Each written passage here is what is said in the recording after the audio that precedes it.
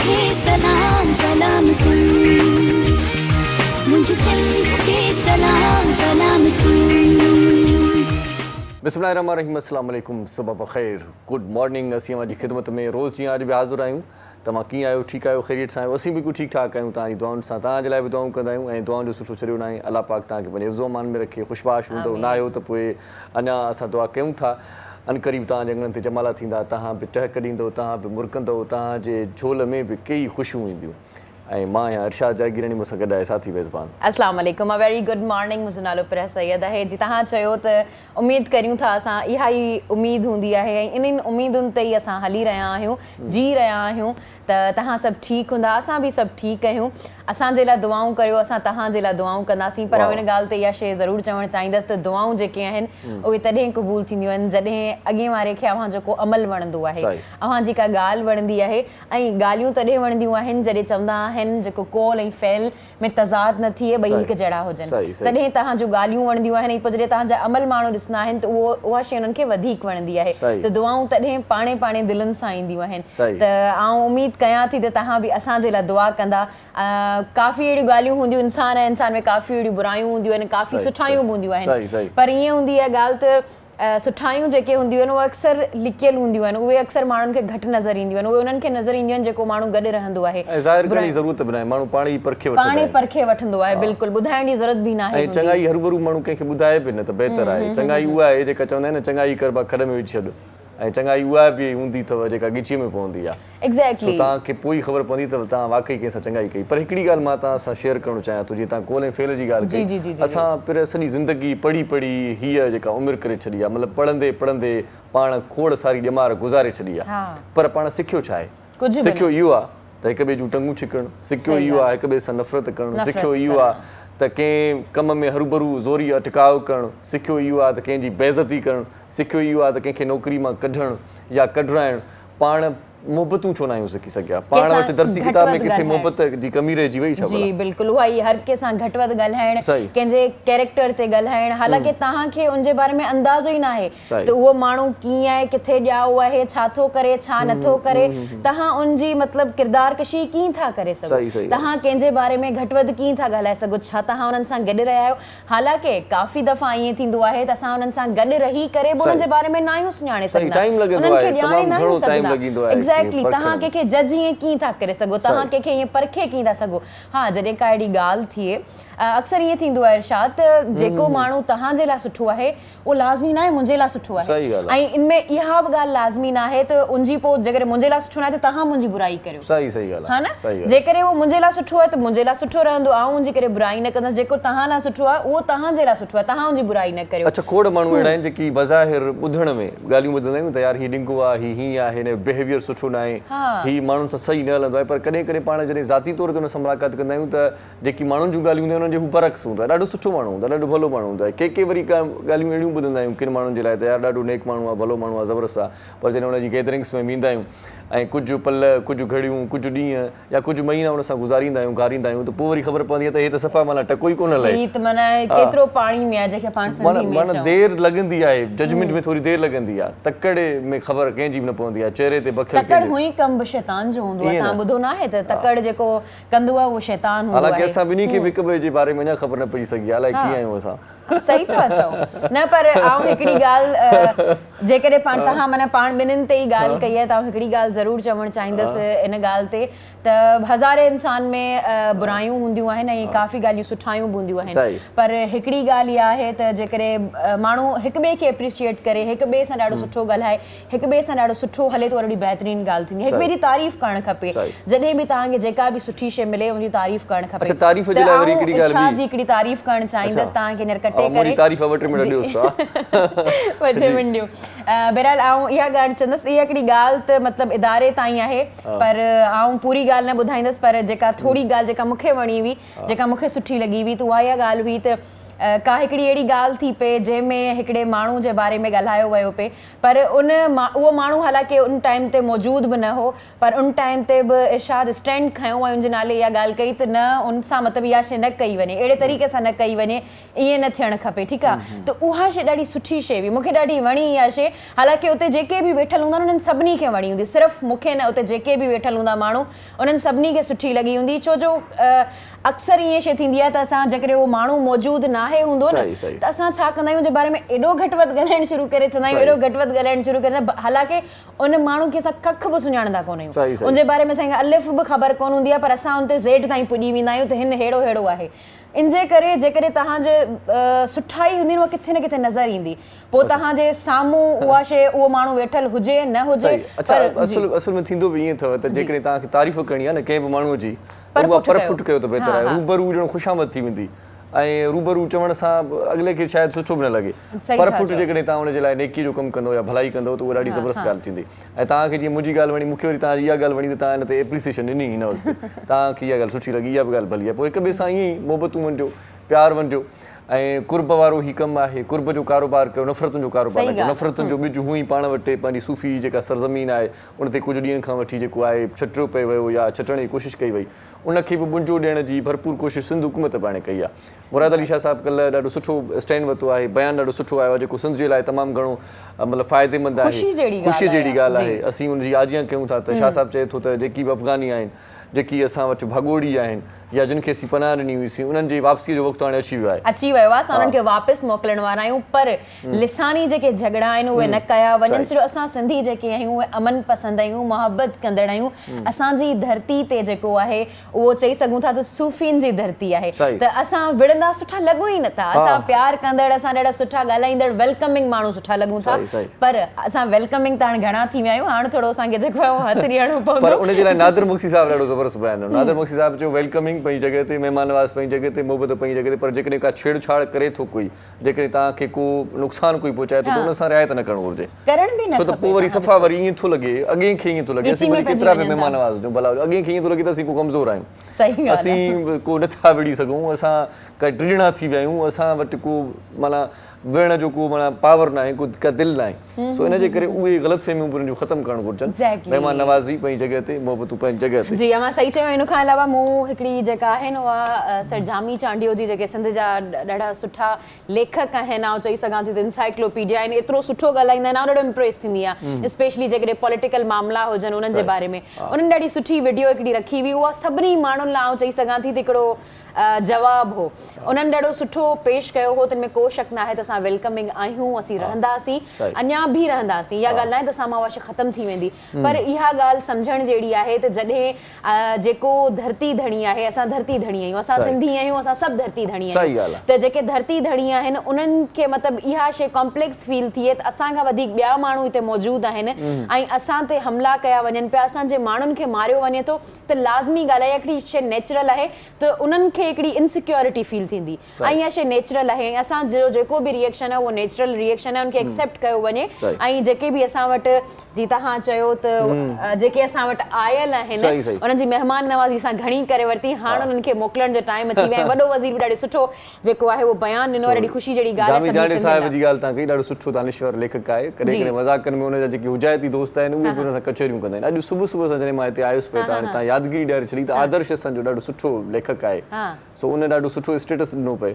मतिलबु खिल वारो भोग वारो उन लिखियो पियो त जामी चांडे साहिब खे मतिलबु का बुख लॻी हल्की फुल्की उहो बावर्ची खाने में राति जो वियो कुझु नज़र न आयासीं त हुन माना खंड जी चपटी जेका आहे सम्झी करे वात में लूणु विझी छॾियो उन खां पोइ जेका हुन सां हालत थी आहे उहा ॿुधाइण जहिड़ी न आहे सो बहरहाल ईअं मोहबतूं दोस्त मज़ाक़ूं कंदा आहिनि सो मज़ाक़ वारा सुबुह सुबुह सां स्टेटस पढ़ी थोरो माइंड मुंहिंजो फ्रेश थी वियो आहे ॾाढो सुठो लिखंदो आहे आदर्श साहिबु ऐं उनखे बि आउं पढ़ंदो आहियां ॾाढी सुठी हुनजी लिखणी हूंदी आहे भली लिखणी हूंदी आहे सो सुबुह सुबुह सां जेकी मुस्बत या थोरी माना जेका आहे तफ़रीह वारी का कचहरी हुजे या अहिड़े क़िस्म जी का ॿोली हुजे या अहिड़े क़िस्म जी का कहाणी हुजे त उहा ज़रूरु पढ़ो उन सां तव्हांजो माइंड फ्रेश थींदो हुई बि जेके तव्हां वटि तव्हांजा सिंध जा जेके दानिश्वर आहिनि या जेके असांजा पाकिस्तान जा दानिश्वर आहिनि उन्हनि सभिनी खे ॿिए किथे न पर सोशल अकाउंट्स ते एड ज़रूरु करे रखो यकीन कयो तव्हांखे एतिरी नॉलेज मिलंदी तव्हांखे एतिरी रहनुमाई मिलंदी असां वटि पाण वटि जेके आहियूं असां जेके यंगस्टर्स आहियूं उन्हनि वटि इहे आम ॻाल्हियूं हूंदियूं आहिनि दोस्ती यारी वारियूं या मस्ती वारियूं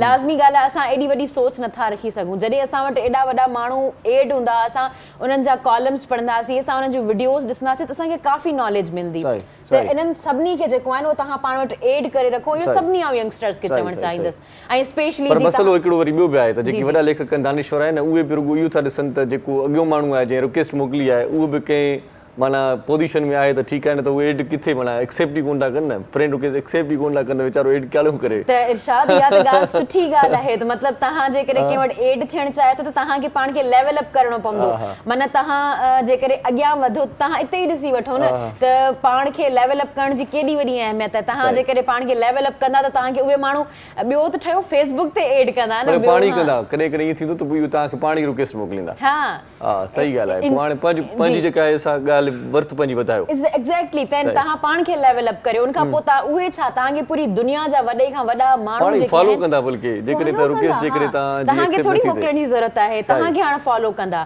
माना तव्हां पाण खे एतिरो ग्रूम करियो उन खां अलावा जेकॾहिं इरशाद पाण जेको डिस्कस पे कयो सवेर मिठी माइटी जी ॻाल्हि कईसीं पई मिठियूं माइटियूं जेकी थियनि थियूं पियूं शादियूं जेकी थियनि थियूं कज़न मैरिज जी हा कज़न मैरिज पाण वटि सिंधीअ में ख़ासि तौर ते जेकॾहिं कंहिंखे सॻी सोट मिली वेंदी आहे त पोइ ॾाढो ख़ुशि नसीब पाण खे सम्झंदो आहे या वरी मासात मिली वेंदी आहे चवंदा मासात मिठी ज़ात कुकुड़ कुओ त रहूं राति इहे ॾाढा मिसाल ॾाढा सुठा आहिनि मासात सोट या पंहिंजो पाण में जेकी ख़ानदान में रिश्ता थींदा आहिनि उहे ॾाढा मुस्बत ऐं ॾाढा सुठा लिखिया वेंदा आहिनि पर सर्वे जेका अचे पई या जेकी असांजा माहिर आहिनि जेकी डॉक्टरनि जी टीम आहे या इन हवाले सां जेकी ख़ासि तौर ते मुख़्तलिफ़ शयूं अचनि थियूं साम्हूं उहे शयूं तव्हांजे साम्हूं पिरे ॿुधाईंदी त इहे ॾाढा ख़तरनाक नतीजा ॾींदड़ मामला पिया आहिनि जी बिल्कुलु जेकॾहिं तव्हांखे ॿुधाईंदी हलां त national university of medical sciences and university college London England उन्हनि ॿिन्हिनि जी हिकिड़ो जी चवंदा आहिनि त उन्हनि ॿिन्हिनि हथु मिलायो आहे पाण में उन्हनि हिकिड़ो इहो कयो आहे पको पह त असांखे ॾिसणो आहे त जेके जेनेटिकल डिसऑर्डर्स आहिनि उहे छो था थियनि ऐं घणा किथे थियनि था त उन्हनि हिकिड़ी रिसर्च कई रिसर्च में पहिरियों नालो पाकिस्तान जो आयो जंहिंमें इहो ॿुधायो वियो आहे त 29 बिलियंस मतिलबु तव्हां ॾिसो था 29 मिलियंस में माण्हू जेके आहिनि उहे असां वटि हिते जेनेटिकल डिसऑर्डर में आहिनि ऐं जेनेटिकल डिसऑर्डर तॾहिं थींदो आहे जॾहिं कज़न मैरिजिस थींदियूं आहिनि ऐं कज़न मैरिजिस में हुई बि तव्हां जेकॾहिं ॾिसंदा जेकॾहिं तव्हां फर्स्ट कज़न सां शादी कंदा न त फर्स्ट कज़न में बि उहो मतिलबु जेके जेनेटिकल बीमारियूं हूंदियूं उहे ई हूंदियूं जेके तव्हां में हूंदियूं जेकॾहिं तव्हां बि पहिरियों औलाद आहियो फर्स्ट कज़न मतिलबु उन्हनि तव्हांजी जो पुफी जो चाचा जो पहिरियों औलाद त उहो पहिरियों औलाद ई तव्हां जेकॾहिं पहिरियों औलाद आहियो त उहे बीमारियूं जेके न म्यूचुअल थी वेंदियूं आहिनि ॿियो त ठहियो काफ़ी मेजर माइनर थोरो मसलो थींदो आहे जी मेजर मसलो थींदो अथव माइनर बि न मेजर मसलो थींदो अथव हालांकि हिकिड़ी ॻाल्हि आहे मुंहिंजी अखियुनि ॾिठी ॻाल्हि आहे त थैलेसीमिया जेका आहे ॿियूं बीमारियूं त काफ़ी थियनि थियूं पर आउं थैलेसीमिया ते ॻाल्हाईंदसि त उहा मुंहिंजी अखियुनि ॾिठी ॻाल्हि आहे त थैलेसीमिया माना उनखे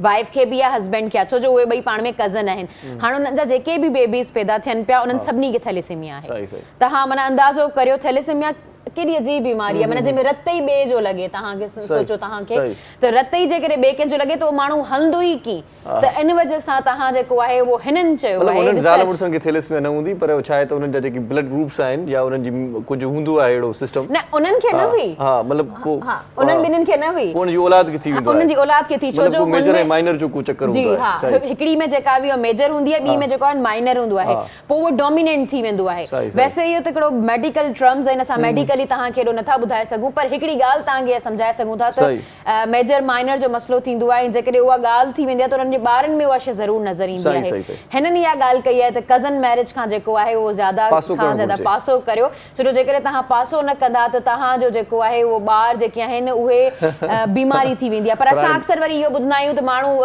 एक्सक्यूज़ ई हूंदो त पंहिंजा हूंदा आहिनि इनमें को बि शक न आहे त पंहिंजा ई हूंदा आहिनि एॾी डिटेल में जेकॾहिं ॿुधाईंदो त वाक़ई माण्हुनि में हिकिड़ो ख़ौफ़ बि थींदो ऐं अॻ में ई रिश्ता कोन था थियनि वीचारनि जा मिटनि माइटनि खां फैलिया वेंदा पर इहा सची ॻाल्हि न ॿुधाई आहे जेकॾहिं एहतियात कंदो त ॾाढी सुठी ॻाल्हि थींदी छो त वाक़ई इहे डिज़ीज़ थियनि था पिया सो मसला थींदा इहे। ऐं उन खां अलावा तव्हांखे ख़बर आहे जेकॾहिं असां अलॻि जॻहियुनि ते शादी कंदा आहियूं डाइवर्सिटी ईंदी आहे। तव्हां अक्सर ॾिसंदा त पूरो माना जेको बि टोलो हूंदो आहे हिकु जहिड़ो हूंदो आहे शक्ल में। सही सही।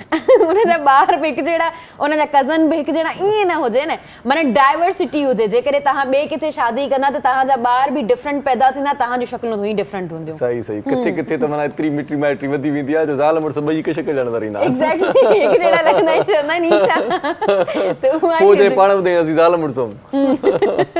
सो बहरहाल जीजल अख़बार बि थोरो मुतालियो उनजो कंदा आहियूं असीं, ऐं अख़बार पढ़ण सां बि कुझु ॻाल्हियूं असांखे जेकी मतिलबु इल्म में न आहिनि उहे इल्म में अची वेंदियूं आहिनि। बिल्कुलु, इनमें को शक न आहे। छा थी चवे पियो अख़बार अॼु? जी बिल्कुलु, जेकॾहिं आउं पढ़ंदी हलां त डेली जीजल जेकॾहिं अव्हांजे हथ में मौजूदु न आहे, जी मुंहिंजे हथ में मौजूदु आहे, त तव्हां वेबसाइट ते वञी पढ़ी सघो था। www.dailyjeejal.com वेबसाइट आहे, उन ते वञी करे अव्हां ॾिसंदा त अव्हांखे मौजूदु मिलंदी।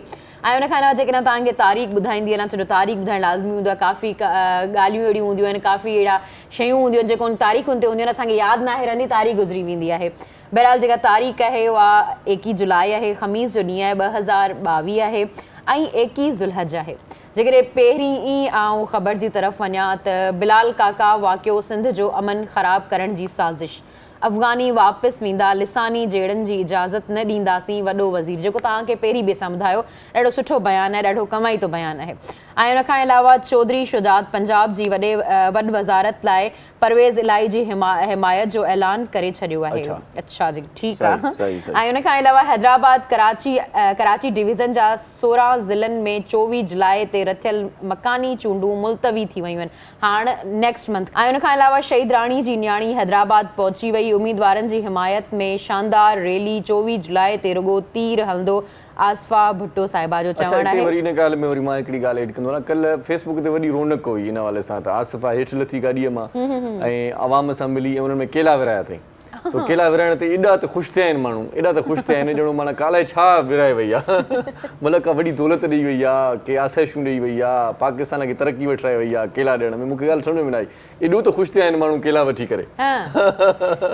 असल में ख़बर अथव मतिलबु उहा बीबी जी न्याणी आहे न, इन वजह सां बीबी जी न्याणी खे ॾाढी इज़त ऐं मोहबत ॾिनी। सही सही। हाणे शोबिस जे पेज ते निगाह विझण खां अॻु में हिकिड़ी ॿी टिकटॉकर्स लाइ ॾुख वारी ख़बर आहे। ज़फ़र जिस्कानी बि टिकटॉकर आहे, उनजे लाइ बि ख़बर आहे त टिकटॉक पाकिस्तान जूं 1 करोड़ वीडियोज़ डिलीट करे छॾियूं, 1 करोड़ वीडियोज़ डिलीट करे छॾियूं, छो त उन में जेको आहे सो वीडियो कम्यूनिटी गाइडलाइंस जी भञकड़ी कंदे उहे वीडियोज़ डिलीट कयूं वियूं आहिनि। इन खां सवाइ शोबिस जे ख़बरुनि मां हिकिड़ी ख़बर त शगुफ्ता एजाज़ ॿी शादी करण जो इंटरव्यू में सबबु ॿुधाए छॾियो। चयईं त मुड़ुसु प्रपोज़ कयो, मां संदसि प्रपोज़ल ते तमामु घणी परेशान हुयुसि, शगुफ्ता एजाज़, ऐं आउं पहिरियां सिंगल मां हुयुसि। मुड़ुस खे मूंखे शादीअ लाइ राज़ी करण में पूरा 2 साल लॻी विया, उन खां पोइ उहा राज़ी थी आहे शादी जे लाइ, शादी कई अथई। इन खां सवाइ करीना जा मुड़ुस सां भोग टका, सैफ भारत जी आबादी वधाई आहे, बेबो जो इहो चवणु आहे। ऐं सैफ अली ख़ान ऐं करीना कपूर यूरोप जे टूर ते निकितल बेबो जे ॻोरहारी थियण जा अफ़वाह, ऐं करीना ट्वीट कयो आहे त मां ॻोरहारी न आहियां, हामला न आहियां, सैफ अॻ में ई तमामु घणी आबादी भारत जी वधाए चुको आहे, हाणे वधीक ॿार न ॼणींदसि। सो हिते पाण वठूं था हिकिड़ो शॉर्ट कमर्शियल ब्रेक, मोटी था अचूं त पोइ कचहरी कयूं था, मौज़ महिमान सां तव्हांखे मिलायूं था, अख़बार पढ़ंदा कयूं, मुतालो तव्हांजो ॿुधंदो। सो ॾिसंदा रहिजो। सलाम सिंध। मुझे सिंध के सलाम सलाम सिंध, मुझे सिंध के सलाम सलाम सिंध। सलाम सिंध में हिकु भेरो वरी तव्हांखे भली कार चऊं था, जुड़ियल रहिजो असां सां। अॼोको प्रोग्राम तव्हां ॾिसिजो ऐं गॾोगॾु तव्हां टेलीफोन कॉल बि करे सघो था असांजे प्रोग्राम में, कल्ह जीअं शामिल बि थी सघो था। तव्हां शामिल थींदा आहियो त असांखे सराही थींदी आहे, ख़ुशी थींदी आहे, ख़बर पवंदी आहे त तव्हां असांजो प्रोग्राम ॾिसो पिया, ऐं असां पोइ वरी अञा वधीक पंहिंजो पाण खे माना एनर्जेटिक महसूसु कंदा आहियूं त असांजो प्रोग्राम लाइव ॾिसिजे पियो ऐं तव्हां असां सां साथ में आहियो। ईअं लॻंदो आहे कॾहिं कॾहिं तव्हां टेलीफोन कंदा आहियो त पोइ लॻंदो आहे असां पंहिंजे लेखे पाण ई पिया ॻाल्हायूं था। हा सही था चओ, मौज़ महिमान पहुची चुका आहिनि। सही था चओ, बिल्कुलु। छो जो असांखे जॾहिं चवंदा आहिनि हिकिड़ी शइ हले पई पर केरु उन ते एक्नॉलेज करे उन्हनि खे ॿुधाए त तव्हांजी शइ ॾिठी वञे थी त उहा वधीक मज़े सां कई वेंदी आहे। असांखे बि ख़ुशी थींदी त असां जेको करियूं पिया उहो पूरी दुनिया ॾिसे पई ऐं पूरी सिंध असांखे ॾिसी रही आहे। बहरहाल असां जेके सुठा ॾाढा महिमान पुॼी विया आहिनि, उहा ई ॻाल्हि त महिमान जेके बि ईंदा आहिनि असांजी कोशिशि हूंदी आहे असां उन्हनि महिमाननि सां ई रुजू करे सघूं जेके असांखे बि नॉलेज ॾियनि, अव्हांखे बि नॉलेज ॾियनि। अॼु जा महिमान जेके आहिनि ॾाढा सुठा महिमान आहिनि, ॾाढी सुठियूं शख़्सियतूं असांजे अंगण ते पुॼी चुकियूं आहिनि। जेके पहिरीं आउं तारुफ़ कराईंदी हलां त आमिर जमील विर्क साहब मौजूदु आहिनि। अव्हांखे प्रोग्राम में पहिरियां भली कार चवां थी, पाण जेके आहिनि उहो एडवोकेट आहिनि सुप्रीम कोर्ट में, काफ़ी जेके आहिनि अरसे खां उन में आहिनि ऐं काफ़ी केसिस विड़ी रहिया आहिनि।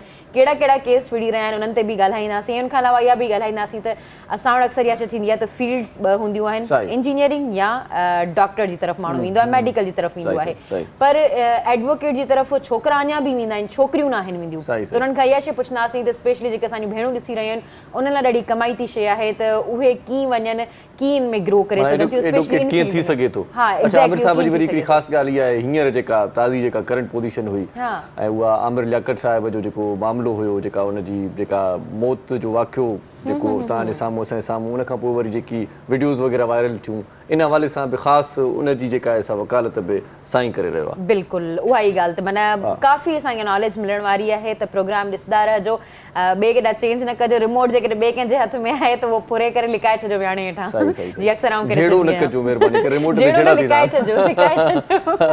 अच्छा, रिमोट में झेड़ो थींदो त पोइ ख़बर अथव छा थींदो आहे, पोइ विच में रिमोट भॼी पवंदो आहे, पोइ वरी हिकिड़ो ई चैनल ॾिसंदा जेसिताईं नओं रिमोट वठी नओं रिमोट अचे तेसिताईं हिकिड़ो ई चैनल हूंदो। त इहा ई शइ आहे, तव्हां टोड़जो न पर लिकाए छॾियो विहाणे जे हेठां, ताकी तव्हां ॿियो चैनल चेंज न करे सघो। बहरहाल असां वटि ॿिया महिमान बि मौजूदु आहिनि, उन्हनि जो तारुफ़ बि कराईंदी, ॾाढा सुठा महिमान आहिनि असां वटि। काशिफ़ एल्सन साहब, अव्हांखे बि प्रोग्राम में भली कार चऊं था। जेकॾहिं हिननि जो इंट्रोडक्शन कराईंदी हलां, पाण ॾाढा सुठा इम्पोर्टर्स आहिनि, कस्टम क्लियरिंग एजेंट आहिनि, कंसल्टेंट ऑफ कस्टम आहिनि, FBR मैटर्स ॾिसनि था। त हिननि खां असां इहो ज़रूरु पुछंदासीं जेको तव्हांजे असांजे सभिनी जे ज़हननि में सुवालु आहे, त जॾहिं FBR जा ऑफिसर्स वेठल आहिनि, जॾहिं कस्टम्स जा ऑफिसर्स वेठल आहिनि, कासिम पोर्ट ते उते जेके आहिनि सेक्रेटरी, उन लेवल जा जेके ऑफिसर्स वेठल आहिनि, ते हूंदे बि उन शइ खे प्राइवेट करे उहा हलाइण जो छा मक़सदु आहे, छा हूंदो आहे? छो जो इहे जेकॾहिं ॻाल्हि नंढियूं नंढियूं हूंदियूं आहिनि, जॾहिं असांखे नॉलेज हूंदी आहे त असां किथे ॻाल्हाए सघंदा आहियूं। पोइ कंहिं बि महफ़िल में को अहिड़ो टॉपिक छिड़ी वियो ऐं तव्हां इहो प्रोग्राम तव्हांजो ॾिठल हूंदो ऐं सर ॾाढो सुठे तरीक़े सां हुनखे एक्सप्लेन कंदा, त तव्हां हुननि खे ॿुधाए सघंदा, तव्हां जवाबु ॾेई सघंदा, जीअं अॼु असां हिननि खां सवाल पुछंदासीं। बहरहाल असां वटि ॾाढा सुठा सिंधिया सिंगर बि मौजूदु आहिनि, मास्टर इनायत अली साहब, अव्हांखे बि प्रोग्राम में भली कार चऊं था। सिंधिया ॾाढा सुठा सिंगर, म्यूज़िशियन उस्ताद बादल राई साहब मौजूदु आहिनि, अव्हांखे प्रोग्राम में भली कार चऊं था। ऐं रोज़ जीअं अॼु बि ढोलक वॼाईंदा मोहम्मद अली साहब, ॾाढो सुठो वॼाईंदा आहिनि, ॾाढो सुठो लॻंदो आहे, मज़ो ईंदो आहे, अव्हांखे बि प्रोग्राम में भली कार। वाह वाह वाह वाह। सो शुरुआत मां सम्झां थो आमिर साहब वहीं। जी जी बिल्कुल, उन्हनि खां ई करियो, ऐं जेको तव्हां केस ॿुधायो उन्हीं खां शुरू करणु। आमिर साहब, आमिर से ही बात शुरू हो जाए, तो ये क्या माजरा था, क्या केस कहाँ तक पहुंचा, किस सिलसिले में आगे बढ़ रहा है? ये वर्ल्ड वुमेन इंटरनेशनल ऑर्गेनाइजेशन है, जिन्होंने एक एप्लीकेशन FIA में दी थी। अच्छा। कि जी एक वीडियो वायरल हुई है, वीडियो जो वायरल, आमिर लियाकत हुसैन साहब की एक बहुत बड़ी शख्सियत है जिनकी वीडियो वायरल की, बहुत बड़ा नाम था, बहुत बड़ा नाम था, जो FIA के साइबर क्राइम में आता है। तो FIR लॉन्च होनी चाहिए, उसके उनके बिहाफ पे मैंने पिटिशन फाइल की, जो पेंडिंग है, अभी सब जुडिस है। अच्छा। अभी कोर्ट का क्या वर्डिक्ट आता है उस पर अब हम बात नहीं कर सकते, सिर्फ ये है कि हमने उस ऑर्गेनाइजेशन के बिहाफ पे हमने वो पिटिशन फाइल की हुई है, वो पेंडिंग है कोर्ट ऑफ लॉ में। अच्छा, हमें ये बताइएगा कि साइबर क्राइम में जब हम कंप्लेन करते हैं तो क्या प्रोसीजर होता है उसका? साइबर क्राइम में जैसे सोशल मीडिया का गलत इस्तेमाल करना, पोर्नोग्राफी है, बच्चों की वीडियो जो वायरल हो रही थी, ये ऐसी वीडियो वायरल जिससे माशरे में एक बहुत बुरा इम्पैक्ट जाए, तो उसको हेट स्पीच हो, तो उसमें साइबर क्राइम जो है वो अट्रैक्ट करता है, साइबर क्राइम की जुरिडिक्शन में आता है। अच्छा, नतीजे तक पहुंच जाते हैं कि ये वीडियो सबसे पहले कहाँ से वायरल हुई थी? देखिए, पूरे पाकिस्तान में सर्कुलेट होती है FIA, तो पूरे पाकिस्तान की डोमेन में आता है, आप कहीं से भी उसको इनिशिएट कर सकते हैं प्रोसीडिंग्स को। सही। तो इंसाफ की फराहमी में इतनी वो देरी क्यों हो जाती है? मतलब मामला इतना 2-4 महीने गुजर चला गया, खत्म हो गया और अभी तक उसकी वही बात चल रही है। एक सब चीजें चलती हैं लॉ पे। अब CPC में या CRPC में जो प्रोसीजर है वो हमें अडॉप्ट करना है, या तो हम उसमें अमेंडमेंट करें, जो अंग्रेजों ने बनाया हम उसी पर चलते चले जा रहे हैं, थोड़ी अमेंडमेंट्स हुई हैं, वरना वही है। आगे केस यहाँ डिसाइड होता है, आगे अपील है, उसके बाद फिर अपील है सुप्रीम कोर्ट में, फिर प्रेसिडेंट को अपील जाती है, तो इसमें टाइम तो लगता है। अच्छा, जो साइबर क्राइम पे कंप्लेंट्स वगैरह होती हैं, वो केसेस भी आपके पास आते हैं या वो ही FIA वाले ही देखते हैं? देखिए, FIA अगर एक एप्लीकेशन दी, FIA जो है वो उस पर कुछ एक्शन नहीं कर रही, तो हमारे पास वो लॉयर से, क्रिमिनल लॉयर के पास आते हैं कि जी हमने एप्लीकेशन दी, हमारा जो है सुनवाई नहीं हो रही, तो हम कोर्ट ऑफ लॉ में जाते हैं, डिस्ट्रिक्ट जज के पास जाते हैं कि जी ये FIR लॉन्च होनी चाहिए, हाई कोर्ट जाते हैं, तो उसमें प्रोसीजर्स हैं, क्रिमिनल प्रोसीजर कोड है, 22A है, 22B है, हम इसको इन्वोक करते हैं कि जी जो साहिल है नहीं हो पा रहा जी तो उसको अमल दरामद के लिए कुछ सही। अच्छा, ये बात जो अगर बात करें हम दुआ जहरा के केस की, तो दुआ जहरा का केस बहुत ही मतलब अजीब किस्म का है, समझ नहीं आता। हाँ, समझ नहीं आता क्या है सीन, क्योंकि सिंध में जिसकी उम्र है वो जितनी उम्र है तो वो शादी भी उसके बाप ने उसी जमाने में की थी शायद। एग्जैक्टली मतलब समझ नहीं आई ये बात, क्योंकि शादी अभी को तक जितना अरसा हुआ है उसकी उम्र भी उतनी है। डीएनए कर रहे हैं तो उसमें भी ये चीज कभी उसकी उम्र जो है 15 आ रही है, कभी 16 आ रही है, कभी 17 आ रही है, तो ये क्या सीन है? और वो केस किसके पास चल रहा है, किस तरह से उसकी प्रीसीडिंग हो रही है, किस तरह से ये चीज चल रही है? देखिए, दुआ जहरा का जो केस है उसमें दुआ जहरा ने हाई कोर्ट ऑफ सिंध में आके डायरेक्टली कोर्ट के सामने कहा कि मुझे अपने हस्बैंड के साथ जाना है। अच्छा। वो पिटिशन डिस्पोजल हो गई। उसके बाद वंस अगेन जो उनकी एफआईआर पेंडिंग थी उसके अंदर इन्वेस्टिगेशन चल रही थी। अब सुनने में आ रहा है कि जी कि वो उसको जो है वो किडनैप किया गया था और पूरा कोई गैंग था जिन्होंने यहाँ, तो ये चीज़ें मेरे पास ये केस नहीं है क्योंकि ये चल रहा है किसी और लॉयर के पास, इस पर मैं अब क्या तबसरा करूं, पर मुझे जो नॉलेज करते हैं मजीद बात आपसे होगी। सर आप बताएं कि क्या सूरत हाल है पाकिस्तान की, इंपोर्ट हो रहा है या एक्सपोर्ट हो रहा है ज़्यादा? देखिए मुल्की हालात वाक़यात को मद्देनजर रखते हुए। अनफॉर्चुनेटली अभी तो इंपोर्ट ज़्यादा हो रहा है। अच्छा ठीक है, लेकिन ये एक अनफॉर्चुनेट बात है, इसमें कोई प्राउड वाली बात नहीं है। एक्सपोर्ट हमारा बेस टेक्निकली ज़्यादा होना चाहिए। सही। लेकिन करंट सिचुएशन से मैं आपको आगाह करना चाहूँगा कि एट द मोमेंट जो है ना बिजनेस कम्युनिटी अपना सबसे वर्स्ट क्राइसिस से गुजर रही है एट द मोमेंट। अच्छा। लेकिन डॉलर का जो रेट है वो कभी भी इस तरह हिट नहीं किया। सही। अब कल हमने कुछ इंपोर्टर्स की ड्यूटीज़ वगैरह सबमिट की थी $216 $216 पे, और आज का रेट जो है $224 है। कल तक 222 था मेरे ख्याल से, आज 224 जी 224 पर हाइक किया है। अब प्रॉब्लम डॉलर की उड़ान प्रॉब्लम ये है कि ये जो है ना बहुत ज़्यादा जो है ना पेचीदगियाँ जो है वो ऐड कर रहा है हमारे बिजनेस कम्युनिटी में, और जितना हम इसको सिंप्लीफाई करते जा रहे हैं, कितनी हमारी मेहनत है, वो दोबारा उसी पोजीशन पे आके खड़ा हो जाएगा। सही। जाहिर सी बात है, महंगी चीज़ें मिलेंगी। ठीक, महंगी चीज़ें मिलेंगी। अब इसमें अब लोग ये समझते हैं कि जो एक्सपोर्ट कर रहे हैं उनका फ़ायदा हो गया, क्योंकि जब वो अपना एक्सपोर्ट करते हैं तो जाहिर सी बात है वो डॉलर जो आता है। तो लेकिन ये टेक्निकली कोई चीज़ ये नहीं देखता कि अगर डॉलर अगर हाइक कर गया तो जो रॉ मटेरियल जो इम्पोर्ट हो रहा है उस एक्सपोर्ट की चीज़ को बनाने के लिए वो ऑटोमेटिकली इंक्रीज कर जाएगा। और जो इंडस्ट्रीज़ हैं खासतौर पर, जहाँ से जैसे मैं भी रास्ते में भी आ रहा था, तो ये सारा इंडस्ट्री ली है आपका सारा। आप देखें यहाँ पे इनकी प्रोडक्शन पे कितना ज़्यादा इम्पैक्ट हुआ है। इम्पैक्ट हुआ, प्रोडक्शन कॉस्ट जो है वो बहुत ज़्यादा बढ़ गई है। प्रोडक्शन कॉस्ट बढ़ गई है तो अवामी मार्केट में यानी इंटरनेशनल मार्केट में वो अपनी कमोडिटी की प्राइस जो है वो बढ़ा देंगे। जब वो बढ़ा देंगे तो हमारे जो और कॉम्पिटिटर्स हैं दूसरे मुल्क, इंडिया हो गया, बाकी मुल्क हो गए, वो नहीं बढ़ाएंगे, तो जैसे मतलब उनकी कमोडिटी को पहले तरजीह दी जाएगी। तो इस तरह पाकिस्तान से भी चीज़ें लेना लोग बंद कर देंगे, बिकॉज यहाँ पे अगर प्रोडक्शन कॉस्ट उनकी ज़्यादा इतनी हो रही है तो वो महंगा चीज़ बेचेंगे वहाँ पे। चलिए इस पे तफसील आपसे गुफ्तगू करेंगे। एक अच्छा सॉन्ग सुनाते हैं आपको प्लीज़। साईं छा ॿुधाई तो पहिरियां साईं भिटशा जो गीत आहे तव्हां ॿुधायो, कंहिंजी उमेद दिलि जी पूरी थी वेंदी आहे त उन हिसाब सां दिलि जी उमेद पूरी थी वेंदी आहे, असांजी त पूरी न आहिनि, पोइ छा कयूं? तव्हांजी बि पूरी थी वई आहे, छॾियो न, हाणे ईअं नथो आहे न। इहो नज़र अचे थो पर पूरी थी आहे। अलाह ॿुधाए मतां हिन कलाम खां पूरी थी वई। अच्छा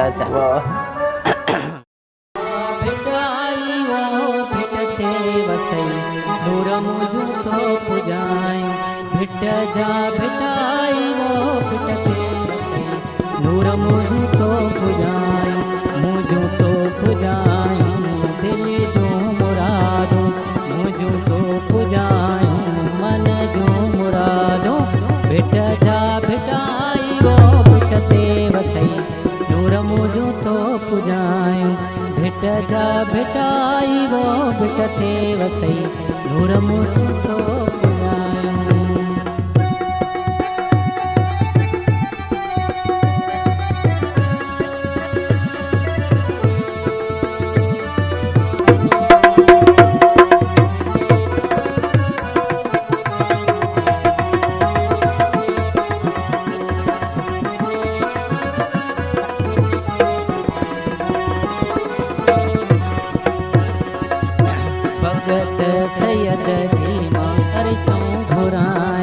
भगत सैयद जी मां अरशों घुराया, हीरा मतन थे मोती जड़ाया, भिट जा भिटाई वो भिट थे वसई नूर मुझो तो पुजायूं, भिट जा भिटाई वो भिट थे वसई नूर मुझो तो पुजायूं, मुझ पुजायूं दिल जो मुरादूं मुझूं तो पुजायूं मन जो मुरादूं भिट जा भिटाई वो भिट ते वसई डोर मुझूं तो पुजायूं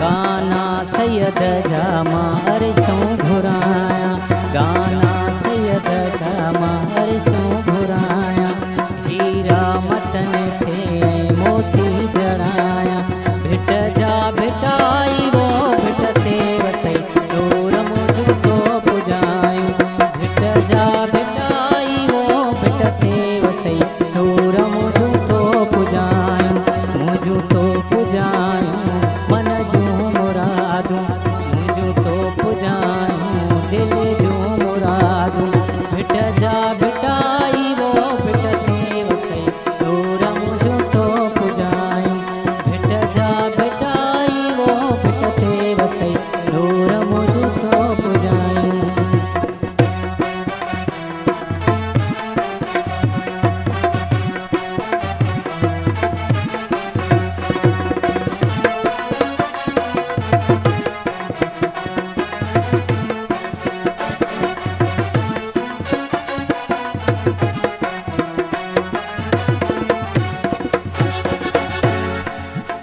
उमेदी सैयद जी मां अरशों घुराया हीरा मतन थे मोती जड़ाया मेहंदी सैयद जी मां अरशों घुराया हीरा मतन थे मोती जड़ाया भिट जा भिटाई वो भिट ते वसई डोर मुझ तो पुजायूं भिट जा भिटाई वो भिट ते वसई डोर मुझ तो पुजायूं मुझ तो पुजायूं दिल जो मुरादूं मुझ तो पुजायूं मन जो मुरादूं भिट जा भिटाई वो भिट ते वसई डोर मुझ तो पुजायूं भिट जा भिटाई वो भिट ते वसई डोर मुझ तो पुजायूं वाह साईं वाह वाह वाह भिट जा भिटाई भिट ते वसई नूर मुंहिंजूं तो पुॼायूं मन जूं मुरादूं मन जूं उमेदूं आसूं ऐं जेकी बि आसूं तव्हांजूं आहिनि उमेदूं आहिनि अलाह पाक तव्हांजूं आसूं उमेदूं पूरियूं करे असां तव्हांजे लाइ दिल्ली इहे दुआऊं कयूं था नेक तमन्नाऊं जो इज़हार कयूं था बसि नियत पंहिंजी साफ़ रखो चवंदा आहिनि मंज़िल आसान थी वेंदी आहे अमलनि जो तारोबदार नियतुनि ते हूंदो आहे सो हिते वठूं था शॉर्ट कमर्शियल ब्रेक पोइ मोटी अचूं था त पोइ वरी कचहरी कयूं था असां सां गॾु रहजो। सलाम से मुझे सिंध के सलाम सलाम सिंध मुझे सिंध के सलाम सलाम सिंध सलाम सिंध में हिकु भेरो वरी तव्हांखे भलीकार चऊं था ऐं भलीकार चवण सां गॾोगॾु असां सां जेको फ़नकार आहे उहो बि ॾाढो ज़बरदस्त माण्हू आहे कचहरी हुन सां मां कई पई हाणे आफ़ेयर बि कलामत पंहिंजी जॻह ते पर शख़्सियत जो पंहिंजो बि किरदारु हूंदो आहे शेख साहिबु ॾाढो ज़बरदस्त फ़नी माण्हू आहे शेख साहिबु कॾहिं खां भला इहो राग जे मैदान में आयो अदा ॻाल्हि इहा बसि माइक लॻल आहे बसि तव्हां उहो ॻाइण महिल उहा माइक खणबी आहे तक़रीबन 15 साल खनि थी विया आहिनि जो मां हिन फील्ड में आयो आहियां अच्छा अच्छा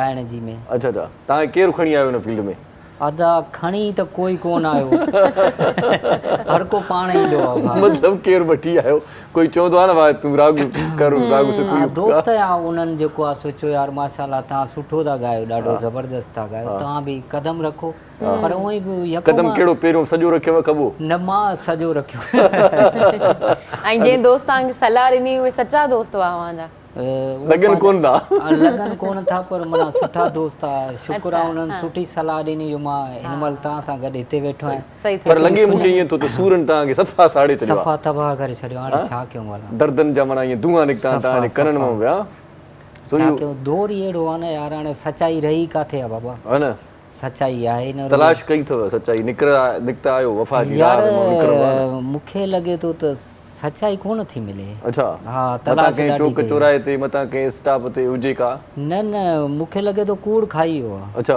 मुल्क खे असांजे खे कूड़ खाई हो सच्चाई कोन्हे सही सही मूंखे नज़र काथे बि कोन आई सही सही न हुकूमत में मे बि सच्चाई माइटन नज़र जेको आहे उहो नालो सच्चाई रखण छॾे ॾिनो हुजे हाँ न न हाँ हाँ कॉल कॉल वठूं था अच्छा अच्छा ऐं तव्हां सच में ते वेठा इहा बि सच्चाई अथव अस्सलाम वालेकुम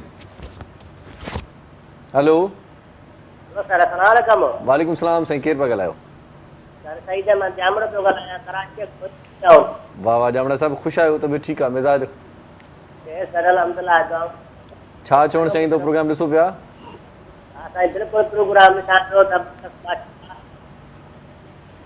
हा हा अॻिते साईं कुझु चवणु चाहींदो जी सर यो गानो ॿुधंदो मन मोकिलायो अहमद मुगल जो गानो ॿुधंदो जी सर जी हा ॿुधायूं त शेख साहिब खे चऊं था तव्हांजी फरमाइश पूरी कंदो वॾी महिरबानी सर वॾी महिरबानी बसि इहो ई चवणो हो न साईं हाँ सर यो ई ॿियो पोइ वरी ॿियो ॿुधूं त वरी ॿियो ॿुधायूं था गानो हलो हलो इहो ॿुधो बाक़ाइदा फरमाइशी केसर जेका अॻे भराईंदा न माण्हू पोइ म्यूज़िक सेंटर ईंदा एॾी वॾी पर्ची लिखी करे 50-60 कलामनि जी पोइ 60 मिंट वारी या 90 मिंट वारी केसर वठंदा अहिड़ी का पर्ची लिखी रखो सुभाणे असांजे प्रोग्राम में कॉल कयो त इहे माना 27 कलाम साईं ॿुधायो त ॿारहें त फनकार ईंदा ॿुधायो ईंदा छा कंदा आहियो वॾी महिरबानी साईं सो शेख साहिब कहिड़े फनकार खे फॉलो कंदा आहियो अदा फॉलो मां कंदो आहियां मंजूर उस्ताद मंजूर सखीराणी खे अच्छा असांजे सिंध जो सुठो तमामु नालो आहे सुठो आवाज़ अथसि छा त सम्झो त सही ॻाए थो उहो यार अञा मां छा चवां वरी कुटराईंदव छा मूंखे माना तव्हां बि त माना पंहिंजो रायो त ॾेई सघो था न कीअं माना सही थो ॻाए तमामु बहितरीन थो ॻाए न इन खां वधीक किथे माना सुर फिटनि त कोन था कोन था फिटन्स भाउ तमामु सही थो ॻाए पर अञा हाणे अञा माशाल्लाह थोरी महिनत करे बाक़ी बाक़ी माशाल्लाह सुठो तमामु बहितरीन उस्ताद आहे सिंध जो असांजो मंजूर सखीराणी असां बि इन्हनि खे ॿुधी ॿुधी जेको आहे सो कैसेट जी दौर में मां उस्ताद मंजूर सखीराणी जूं कैसेटूं ॿुधंदा हुयासीं पुराणे दौर खां त मां कैसेट वठण म्यूज़िक सेंटर ते सो ट्रेन मूंखां निकिरी वई ख़ुशहाल खटक अच्छा हा उन में मुंहिंजी फैमिली एॾो माना शौक़ु हुयो अच्छा फैमिली हली वई तव्हां रेडियो हा मां वियुसि कैसेट वठण ओॾो नई आई उस्ताद जी अच्छा उहा माना स्टेशन ते मिली जा कैसेट स्टेशन जे हेठां रोड हुयो उते म्यूज़िक सेंटर हो अॼु खां 18-20 साल पुराणी ॻाल्हि आहे काफ़ी नंढो हुयुसि मां त 94 जो दौर आहे हिकु टेप वॼाईंदा वॼाईंदा पंधु निकिरी वियो ॻोठ ॾे न भाउ ट्रेन हेॾे पई अचे कराची सो फैमिली वेठी हेॾे कराची पिया अचो उन वक़्तु फोन बोन न हुया न हुया का शइ न हुई पोइ साईं जेका बाबे कुट कढी उहा अॼु ॾींहं ताईं यार सही सही इहा त बाबे तव्हांजी कुट कढी पर उहो जेको माना रेलवे प्लेटफॉर्म ते इतला आयो न सॼी पटड़ी ॻोल्ही अथव त हा बसि ट्रेन ख़बर अथव बीहे न छा उहा अची हिते कराची निकिती हिननि चयो हूंदो हाणे बसि माइटनि खे ख़बर पई त ज़ंजीर चिके न खणी हा न उहो कोन कयूं बसि जेको आहे हुननि ख़बर ई त हाणे घर मोटी वेंदो सही सही सो एतिरो असां परस्तार हुयासीं कहिड़े फनकार खां भला बेज़ार थींदा आहियो ॿुधी करे यार ॾिसो त हाणे मूंखे हाणे त कोई कोन थो वणे कोन कोई कोन थो इन करे मां पाण बसि निकितुसि पटको ॿधी मां चयो पाण था निकिरूं हाणे मां कोई फनकार तव्हांखे नथो लॻे त क़ाबिल आहे जेको ॻाए न न यार मज़ो न आहे तव्हांजे पासे में ॾाढा सुठा फनकार वेठल आहिनि हा उस्ताद त हाणे मोतबर माण्हू आहे माशाल्लाह हिननि जी तारीफ़ असां कयूं था माशाल्लाह उस्ताद बादल राय जो हिकिड़ो मां गीत ॿुधो त रुनो रोई पियो हुयुसि कहिड़ो गीत उन खां वठी तूं ईंदे तूं ज़रूर ईंदे उस्ताद पाण बि रोनो पर असांजी अखियुनि में बि गोड़ा भरिजी विया उस्ताद माशाल्लाह इन्हनि उस्तादनि जी तारीफ़ न पोइ उस्ताद जॾहिं कलाम ॻायो न उस्ताद ॾे कोई आयो न तोॾे कोई ईंदो कोई कोन ईंदो रुने घणा कलाक रुने हुन कलाम खे ॿुधी न मक़सदु आहे त रुना कोन हुयासीं माना अखियूं गोड़नि में भरिजी आयूं यार अच्छा हा गोड़े में भरिजी आयूं अखियूं हा ॿई अखियूं या हिकिड़ी न भाउ ॿई भरिजी आयूं हिकिड़ी अखि कीअं भरिजंदी आहे सर शगुफ़ है मौसीकी से सुनते हैं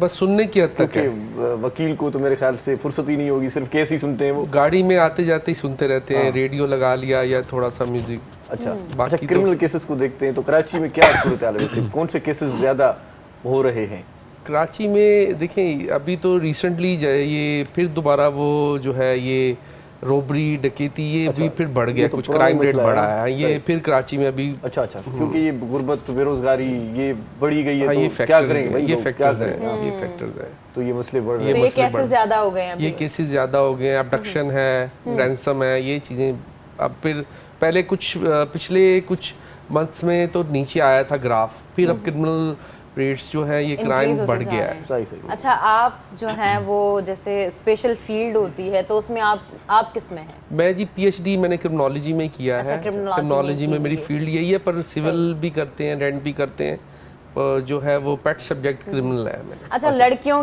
कॉल शामिल करते हैं, फिर लड़कियों की बात करते हैं जी। या क्या इस पे भी केस हो सकता है कि ये ज्यादा बात करती है? हाँ? नहीं, ये इनका काम है। अच्छा, चलें ठीक है जी। अस्सलाम वालेकुम। हेलो हेलो, अस्सलाम वालेकुम। वालेकुम सलाम साईं, खुश आयो साईं, तबियत ठीक है साईं? सर अल्हम्दुलिल्लाह अल्हम्दुलिल्लाह, अल्लाह जा एहसान अरशद बा, तव्हां ॿुधायो ख़ुशि आहियो? बिल्कुल ठीक है साईं, मौला जो करम आहे, रखियो जे बरमा, कराची जी मौसम गरम आहे, बाक़ी मुनाफ़िकनि खे टको न शर्म आहे। माशाल्लाह माशाल्लाह साईं, ज़बरदस्त। सर मातली अमीर ख़ालिद सालपुर पियो ॻाल्हायां। साईं साईं साईं तव्हांजो सुबह प्रोग्राम तमामु सुठो बहितरीन, असांखे जाम पसंदि आहे। अच्छा अच्छा अच्छा, वाह वाह वाह वाह, ॿियो छा चवणु चाहींदा? भेण फिरे ऐं तव्हां ॿई ॼणा गॾिजी तमामु बहितरीन कमु करे रहिया आहियो। वाह वाह, महिरबानी। फनकार बि पाण सां गॾु आहे, माशाल्लाह बहितरीन ज़बरदस्त सुठो आहे उस्ताद। ईअं न कुझु ॿुधणु चाहींदो, का फरमाइश आहे, का ॻाल्हि करणु चाहींदो असां खां फनकार खां? असांजी इहा ई आहे त वॾे में वॾी फरमाइश त तव्हां असांजी ॻाल्हि ॿोलती ऐं वाह वाह, मंज़ूर सखीराणी जो को गानो ॿुधायो। वरी महिरबानी साईं, वरी महिरबानी। असां सां तव्हांजी ॻाल्हि ॿोल थी, असां दुआ था कयूं तव्हांजो ॾींहुं सुठो गुज़रे अॼु। लख तोरा साईं, लख तोरा। हाँ, लड़कियों की बात कर रही थी आप। अच्छा, लड़कियों की बात क्या करें। हाँ, लड़कियों की बात ये मैं कर रही थी कि उनको ज़्यादातर किस फील्ड में जाना चाहिए। पहले तो लॉ पे ही वो रिस्ट्रिक्ट होती हैं कि लॉ में ही नहीं जाना चाहिए, लेकिन अगर लॉ में चली जाएं तो वो किस फील्ड में जाएं? हमारी जो आजकल जो है वो लेडीज़ आ रही हैं, क्रिमिनल में भी अच्छा जा रही हैं, हाँ। फैमिली में भी अच्छा है। मतलब ज़्यादातर मैंने जो ऑब्ज़र्व किया है, लड़कियों का जो माइंड होता है वो फैमिली की तरफ होता है। फैमिली लिटिगेशन को वो ज़्यादा लाइक करती हैं। खुला के केसेस हैं, मेंटेनेंस के केसेस हैं, गार्जियन वार्ड के केसेस हैं, उनको वो ज़्यादा प्रेफर करती हैं, क्योंकि उसमें ज़रा वो अच्छे तरीके से उसको समझ सकती हैं और मैट्रिमोनियल टाई को कोशिश करती हैं कि एग्जिस्ट रहे। दोनों हस्बैंड वाइफ, कोशिश उनकी ये होती है, अगर किसी लेडीज के पास केस होता है तो वो उनकी कोशिश होती है कि ये इनको घर टूटे ना, पैचअप हो जाए। ये एक चीज़, ये एक अच्छा फैक्टर है। कोई ऐसा क्रिमिनल केस आया जिसमें जो है ना वो लड़की ने कोई क्राइम किया हो? बहुत से हैं जी, मर्डर केस में भी हमारे यहाँ लड़कियाँ जेलों में हैं, सजाएं इस फील्ड में भी आ गए हैं ना जी, बिल्कुल लाइफ इम्प्रिजनमेंट काट रही है। बहुत है, अपने हस्बैंड को मर्डर कर दिया। अभी तो मैंने देखा था कि हाथ पांव काट दिए थे भाई, काट दिए थे, सोशल मीडिया पे वायरल हुए भी।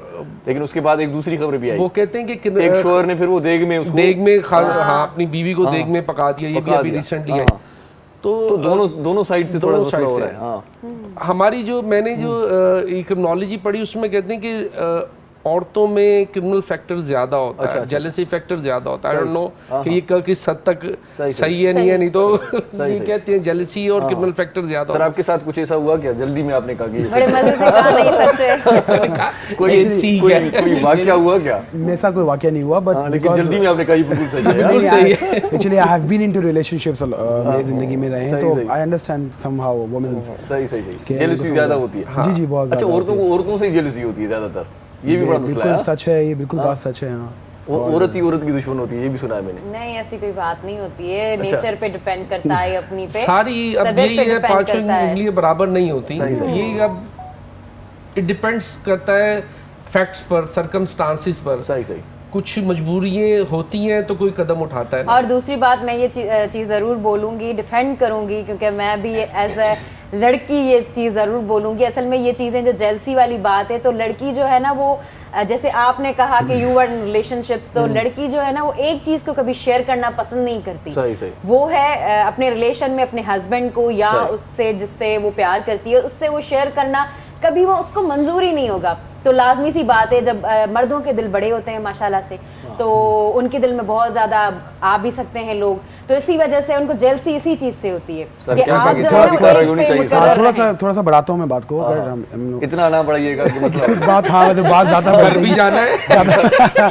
ये ना हो कि आप देखिए, जहाँ पे सिर्फ लेडीज़ टू लेडीज़ की बात नहीं है, जेंट्स या उसका जो रिलेशनशिप है उसके साथ जो हस्बैंड है उनका, वो किसी के साथ भी, हद तक कि अगर कोई घर में कोई पेट भी है ना, कि वो पेट को भी अपना ज़्यादा टाइम दे रहा है तो उससे भी जेलस हो सकती है। बीच में बहुत सारी रिलेशनशिप आती है, उसकी माँ, उसकी बहन, उसका भाई, उसके फ्रेंड्स, किसी दोस्त के वो टाइम दे रहा है ना, फिर भी जेलसी होती है। एग्जैक्टली, एवरीवन जेलसी भी होती है। आप ये क्यों देख रहे हैं कि मतलब वो जेलस हो रही है, आप उसकी पोजीशन नहीं देख रहे हैं। किसी दोस्त के साथ हम कहते हैं ओवर पोजेसिव। देखिए, पोजेसिव होना एक हद तक अच्छा लगता है, ओवर पोजेसिव जो है ना वो हो जाती हैं, बट शी डजंट रियलाइज कि एक आदमी को अल्लाह ताला ने एक सहूलत दी है कि वो हर किसी का ख्याल रख सकता है, तो उसको उसकी तरह मेंटेन चलना पड़ता है। सही सही। बट लेकिन मैं एक बात ज़रूर जानता हूँ कि औरतों को कायल करना ईजी होता है अगर आप उनको काउंसलिंग करें, उनके समझा के उनसे बात करें, तो फिर वो she gets into your line और फिर वो जो है समझ जाती है चीज़ों। सही सही। लेकिन मर्द भी बड़ी प्यारी चीज़ है, बहुत बहुत। अगर उसकी एक बात आप माने ना तो वो लड़की की 6 बातें मानने वाली। हजार सर, बिल्कुल सर, 1000 मानते मैं 6 मानता हूँ। बिल्कुल ऐसी बात है। सही सही बात है। चलें जी, इंपोर्ट एक्सपोर्ट की बात हो रही, तो किस तरह से मतलब एक्सपोर्ट अपनी किस तरह से? अब हमारा काम बहुत इंटरेस्टिंग है सर एक्चुअली, बस ये है कि गवर्नमेंट थोड़ी सी स्टेबलाइज हो जाए। अच्छा ठीक है, और जो ना डॉलर्स के जो चीज़ें हैं वो ज़रा नॉमिनल लेवल पे आ जाएं, तो हमारा काम इतना इंटरेस्टिंग है, बिलीव करें।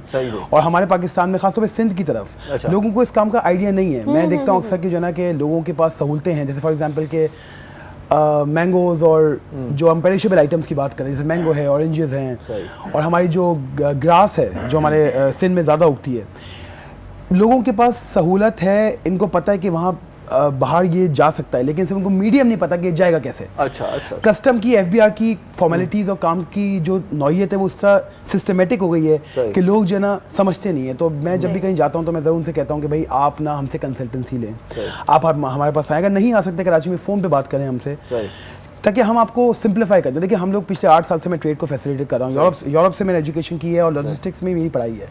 और मैंने सोचा कि पाकिस्तान में आके अपने मुल्क में आके इसको प्रैक्टिस करूँ।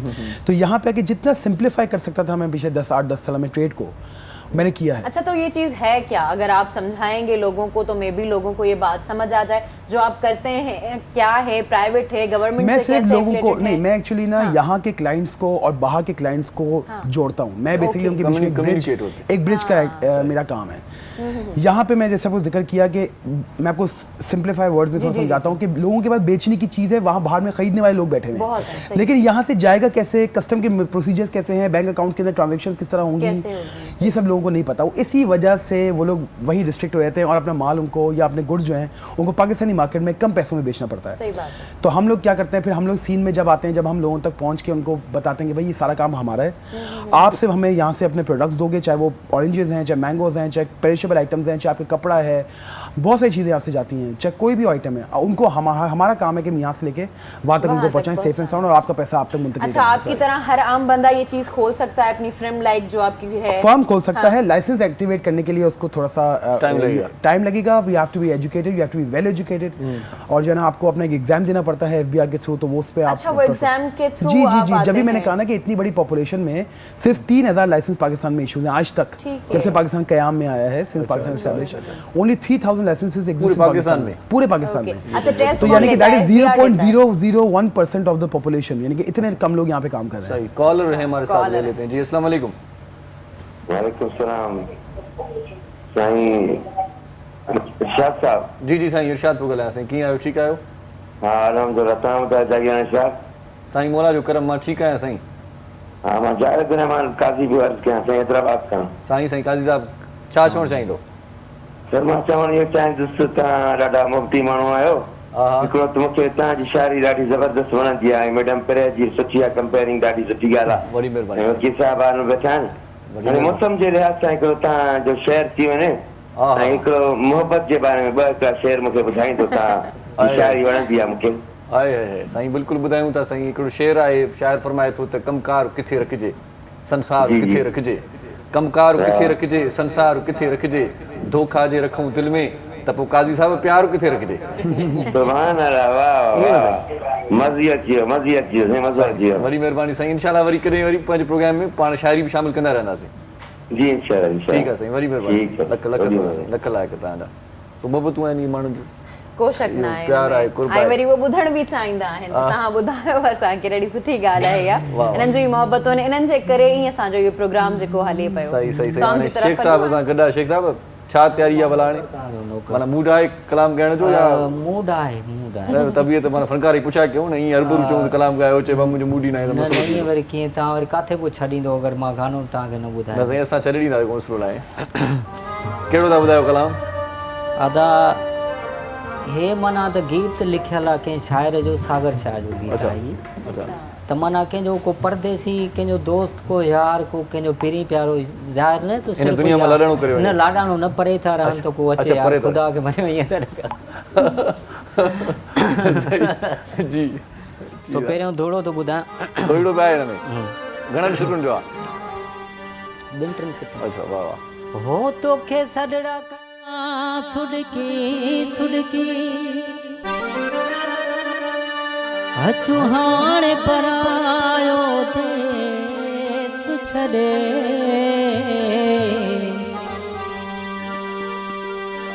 हो मिलू मोहम्मद अलीअ सां मरण खां अॻ में ॾिस साम्हूं कलोड़ा तो तोखे सॾे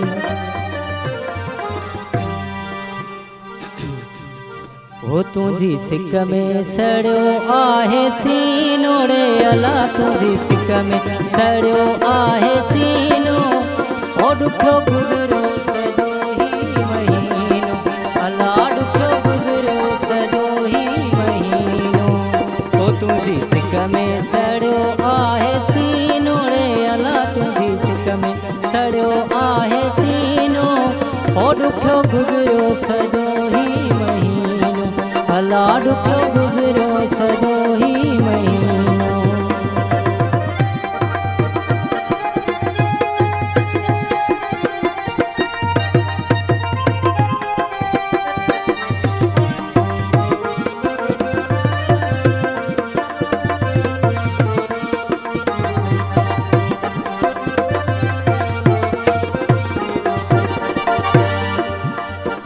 ओ भला परदेस वणियो अथई छा नओ साथी कोई बणियो अथई छा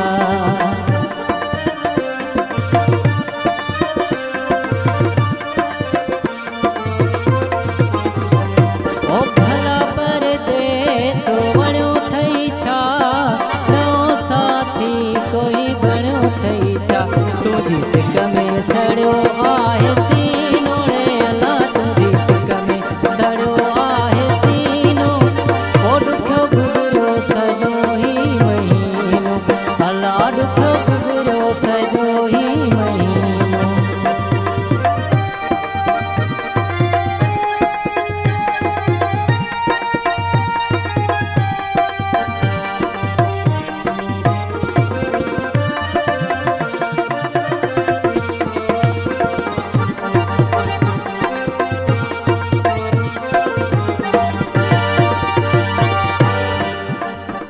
हो संगत सारी संभारे थी कॾहिं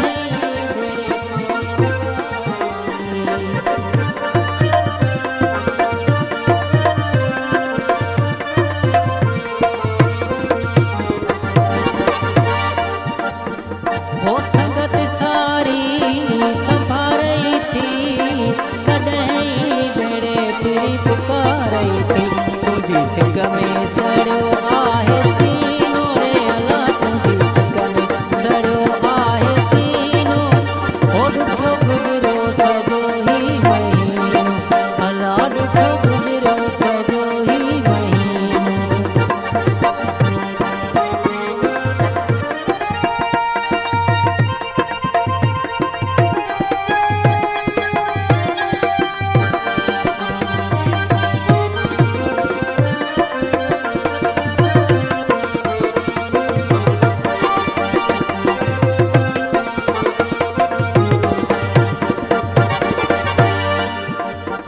हो वेठे वेठे जो आई हिड़की हुन मूंसां करे छा ॾाढो सुॾकी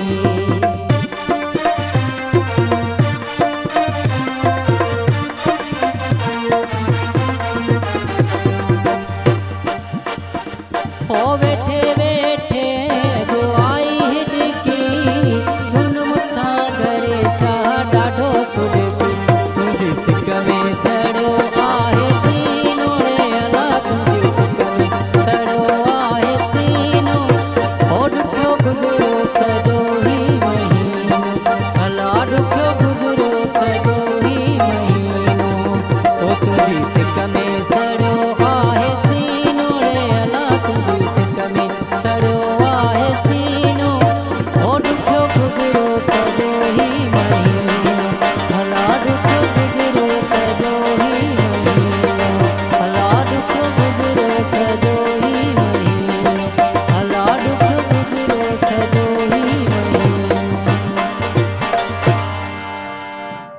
वाह साईं, तुंहिंजो त महीनो ॾुखियो गुज़रियो, असांजा 5 मिंट बि ॾुखिया गुज़रिया। माना तकलीफ़ जा जेके 5 मिंट हूंदा आहिनि न, मिंटनि वारा आहियो, असांजी महीननि सालनि वारा। साईं मोहबत में हिकिड़ो मिंट बि ॾाढो ॾुखियो गुज़रंदो आहे, पर हाणे छा हिकिड़ो पल बि रुआरींदो आहे। सूर वधी विया आहिनि पाण जे करे असां ब्रेक जी तरफ़ वञूं था, ईअं न सभु रोई ॾियनि कि न वञो, ॾिसंदा रहिजो सलाम सिंध। मुझे सिंध के सलाम सलाम सिंध, मुझे सिंध के सलाम सलाम सिंध। सलाम सिंध में हिकु भेरो वरी तव्हांखे भलीकार चऊं था। फ़नकार शलन हुनखे तव्हां चओ त ॻाए त पोइ ॻाइणु पसंदि न कंदो आहे। शेख साहिब ईअं माना वारो वॼंग वेठो आहे, आफ़ियर आनियर माना धूड़िया अथसि रुॻो। सो साईं कलाम तव्हांजो ॿुधूं था, तकड़ो न कयो। न सुर थो ॿुधायां, सुर थो ॿुधायो, सेटिंग असल में उठाइनि पिया, सुर खे ठाहिण जी कोशिशि था कनि। हूअं तव्हां माना पाण त सुर में हो न। मां मूंखे ब्रेक न हूंदी आहे, मां छिके रखंदो न ब्रेक लॻाइणु लाज़मी आहे, कॾहिं कॾहिं एक्सीडेंट थी वेंदा आहिनि। इहा अलाह जी महिरबानी आहे, मां अॼु ॾींहं ताईं मूंखे यादि न आहे त मां रेसल वेही कई आहे, पर इहा मालिक जा करम आहिनि जो मां जॾहिं बि ॻाईंदो आहियां, चाहे 10 महीननि खां पोइ ॻायां बि, मुंहिंजी रेसल सम्झो त कुदरती सिस्टम थियल हूंदी आहे। त महफ़िल में जॾहिं ॻाईंदा आहियो त माण्हू दादू ॾींदा आहिनि, कीअं ॾींदा आहिनि, कहिड़े तरीक़े सां? बिल्कुलु बाॾींदा छा चवंदा? चमाटनि सां कोन ॾींदा न पोइ चवंदा आहिनि वाह वाह वाह वाह माशाल्लाह, वाह वाह कंदा आहिनि, तॾहिं त हिते पहुता आहियूं। रियाज़ कंदा आहियो? रियाज़ न कंदो आहियां मां, कूड़ तां बाक़ी ईअं तनाई में वेठो हूंदा, पोइ छिके ईअं जो ॻाईंदो आहियां न, त पोइ अलाए किथे आवाज़ वेंदो। पाड़े वारा दर खुड़काईंदा आहिनि त बा छा थियो आहे, ख़ैर त आहे? हा, हिकिड़ी माई उतां आई, चुप करे मुंहिंजी आवाज़ बि ॿुधे, चुप करे ॿुधे पई। हा, माशाल्लाह तव्हां त सुठो था ॻायो, फ्रूट छो था खपायो तव्हां? अच्छा, वञी को ॻायो तव्हां, को फेमस थियो? न फ्रूट खपाइण, फ्रूट तव्हां खपाईंदा आहियो त उहो बि स्टाइल आहे न तव्हांजो। हा, रोज़ ई आहे न, पर फ्रूट खपाइण महिल जेकॾहिं ॻाए खपायो त माण्हू अञा वधीक वठंदा। अॻे हिकिड़ो मशहूरु थियो मच्छीअ जो, हिकिड़ी क्लिप मशहूरु थी, जंहिं मच्छी खपाईंदड़ अमरा ॿाहिरि मुल्क में, सो फिश खपाए पियो न, त पोइ उन हिसाब सां जॾहिं खपाइण शुरू कयईं त पोइ वरी अञा वधीक वधो, माना वायरल थी वियो। पर असां ईअं न आहियूं। पर फ्रूट अच्छा, मां हिकिड़ी ॻाल्हि ॿी ॾिठी आहे त मिठाईअ जी दुकान ते जॾहिं बि ईंदो आहियां न, त मिठाई खपाईंदड़ जेके माण्हू आहिनि उहे थुल्हा हूंदा आहिनि, उहे लॻंदो आहे त माना मिठाई पाण थधी खाई था वञनि। तव्हां भला फ्रूट खपायो था, फ्रूट कॾहिं खाधो कोन अथव? माशाल्लाह गंज खाईंदो, पर मूंखे लॻंदो न आहे। ख़ुशनसीब आहियो तव्हां, ख़ुशनसीब जी तारीख़ जा। फ्रूट जे मथां वेहंदा आहियूं, पर हाणे असांजो सुन परस्तार माण्हू को उनारी ॻाल्हि जेका शइ सुहिणी ॾिसंदा आहियूं त पोइ अंदरि उनारी। भला हिकिड़ी ॻाल्हि ॿुधाए, कॾहिं कंहिं ख़ूबसूरत छोकिरीअ सां रिआयत कई? बिल्कुलु कई सही, कॾहिं मुफ़्त में ॾेई छॾी? न मां बिल्कुलु कई। इहा तव्हां वाह जो ॻाल्हि कई। अंगूर ॾाढा महांगा आया हिकिड़े साल, सो हिकिड़ी छोकिरी आई, वाक़ई तव्हांजी ॻाल्हि सही आहे, चई त हे घणे था ॾियो? मां चयो हे हेतिरे जा आहिनि। चई हे पर्स खोले ॾिठईं, चई अंगूर बि ॾाढा सुठा आहिनि, पर हाणे पैसा त मूं वटि घटि आहिनि। मां चयो तव्हां वटि घणा आहिनि? चई मूं वटि हेतिरा पैसा आहिनि। माना मां हिसाब पियो लॻायां त अञा बि मूंखे नुक़सानु पियो पए। मां चयो हाणे छा नुक़सानु छा फ़ाइदो? मां चयो हेॾे कर जेके हथ ई ॾे त ॾियां, सभई खणी वञ। वाह वाह वाह सही वाह वाह। ये पोइ बिज़नेस न आहे, चङो थो रक्षा न थो लाए न, सॼो ॾींहुं फ्री में खणे आ। अच्छा, आप सिंधी समझ रहे थे? मैं समझ रहा हूँ। आप नहीं समझ रहे? अंगूर का कहा इन्होंने कि अंगूर कोई लेने आई खातून, तो उसको मैंने सारे अंगूर उठा दिए। ये कह दी पैसे कितने तुम्हारे पास? पैसे कम थे। मैं समझता हूँ। अच्छा, पैसे कम किसी के पास हो तो केस लड़ते हैं आप, या कहते हैं कि बिल्कुल बिल्कुल लड़ते हैं। पैसे कम भी हो तो बिल्कुल लड़ते हैं, या फ्री में लड़ते हैं? आजकल लोग वकील जो मशवरे की भी फीस लेते हैं। नहीं, कोई अब आता है जो मुस्तही को हम समझते हैं कि इसकी हेल्प करनी नेसेसरी, तो बिल्कुल करते हैं। माशाल्लाह, इनको देख के मुझे इनके बारे में थोड़ा सा बैकग्राउंड पता था, ये ऐसा वाकई जो कह रहे हैं ये करते भी। अच्छा अच्छा, माशाल्लाह। अच्छा, आपको सिंधी समझ आ रही थी? जी जी बिल्कुल। अच्छा, हमें ये बताइएगा कि जैसे आपने कहा था एफबीआर का एग्जाम सिंधी में पूछा कि समझे तो अच्छा, तव्हां जी चयो थे वो हुई समझी वियो छा पुछण वारी आहे। तव्हां जी चयो थे त एफबीआर जेको आहे वो एग्जाम थींदो आहे, त उनजा जेके पैरामीटर्स छा हूंदा आहिनि, किथां खां टेस्ट ईंदी आहे? You have to be graduated first of all. हां, आपकी ग्रेजुएशन आपकी होनी चाहिए, डिग्री, और वो भी प्रॉपर यूनिवर्सिटी से। अच्छा, कौन सी डिग्री? कोई भी डिग्री होनी चाहिए, बस graduate? B honours in business administration. Okay, business में होनी चाहिए। जी, एडमिनिस्ट्रेशन में आपकी डिग्री होनी चाहिए। और उसके बाद जो एग्जाम्स हैं वो मैंने देखा है कि वो इतने हार्ड नहीं होते। अच्छा, हाँ। से उसमें जो एक सेक्शन है लॉ का, जो हमारा कस्टम एक्ट है 1969 में जो फॉर्म हुआ था, वो कस्टम एक्ट को आपको जो है ना, you have to know by heart. आपको अपने दिल से वो याद होना चाहिए। अच्छा, उसके जो हैं वो बहुत इंपॉर्टेंट, और वो जैसे मैंने बिजनेस एडमिन यूरोप से किया है, लेकिन तब भी कस्टम एक्ट जो पाकिस्तान का है वो तो हमें वहाँ नहीं पढ़ाया जाता, तो उसके लिए मुझे बहुत पढ़ना पड़ा था सिर्फ उस सेक्शन के लिए। सो नौजवान केड़ा कम कंटा असा रुगो यो आता बाबा डॉक्टर थे इंजीनियर थे असा के तो खबर ही ना है फील्ड्स हैं इन में चंगा पूरे पाकिस्तान 3000 लाइसेंस हैं माण्हू मेहनत करे तो वधीक वजो तॾहिं तां घणे खां घणो उन्हनि खां पुछण पई चाहियां ताकि जेके नौजवान आहिनि उहे इन्हनि फील्ड्स ॾांहुं बि अचनि, बिज़नेस ॾांहुं अचनि। काफ़ी अहिड़ियूं शयूं आहिनि, ऑनलाइन ट्रेडिंग थिए पई, मीडिया आहे, लॉ आहे, तव्हां सभिनी में वञो। तव्हांखे सिर्फ़ु हिकिड़ो आहे डॉक्टर थियणो आहे या टीचर, छोकिरियुनि लाइ स्पेशली थींदा आहिनि, चवंदा आहिनि तव्हां लेक्चरर थी वञो, तव्हां टीचर थी वञो। मेजॉरिटी ऐसे ही होता है जी। हाँ, तो माना घणियूं फील्ड्स आहिनि, जाम फील्ड्स आहिनि, तव्हां उन्हनि में भी वञी सघो था। खासतौर पे वो फील्ड, सॉरी आपकी बात है, वो फील्ड जो आपकी इकोनॉमी की बैकबोन है, आपकी रीढ़ की हड्डी है, जो सबसे ज़्यादा रेवेन्यू जनरेट करता है। कराची सबसे ज़्यादा रेवेन्यू जनरेट करता है, फिर भी हमारे साथ हमेशा एक वो कहते हैं ना पुराने कहावत सुतेली माँ वाला सलूक हो रहा है हमारे साथ। और सिंध को हम लोग कहाँ से कहाँ लेके चले जाते हैं, लेकिन जो ना अनफॉर्चुनेटली कराची जो है ना वो गेटवे है पूरे पाकिस्तान का है, गेटवे इकोनॉमी यहाँ से होती है इतनी ज्यादा।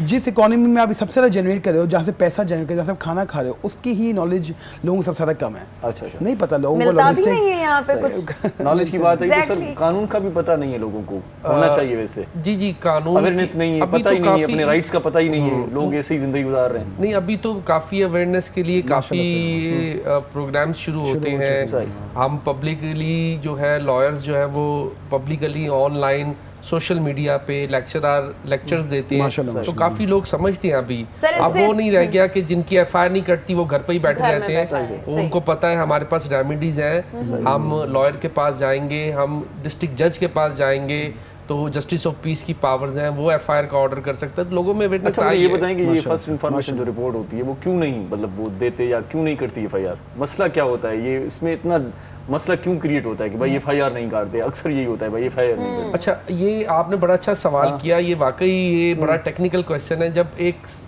एक साहिल जाता है थाने में एफआईआर के लिए, सबसे पहले तो जो पुलिस वाला बैठा होता है एफआईआर काटने वाला, उसको एफआईआर ही नहीं काटनी आती। अच्छा, वो वेट करता है कि संतरी आएगा, मुंशी आएगा, जो इस काम का एक्सपर्ट है, वो शाम को आएगा, तो आप शाम को आइएगा। अच्छा, वो शाम को जो शाम को आ गया, एक्सपर्ट होता है जो एक एफआईआर काटता है, वो भी उन्होंने एक एक्सपर्ट रखा होता है। अच्छा, वो आ गया, फिर जी एसएचओ से परमिशन लेनी पड़ेगी, फिर एसएसपी को इन्फॉर्म करना पड़ेगा। अच्छा। तो ये डिले टैक्टिस होते हैं। अच्छा।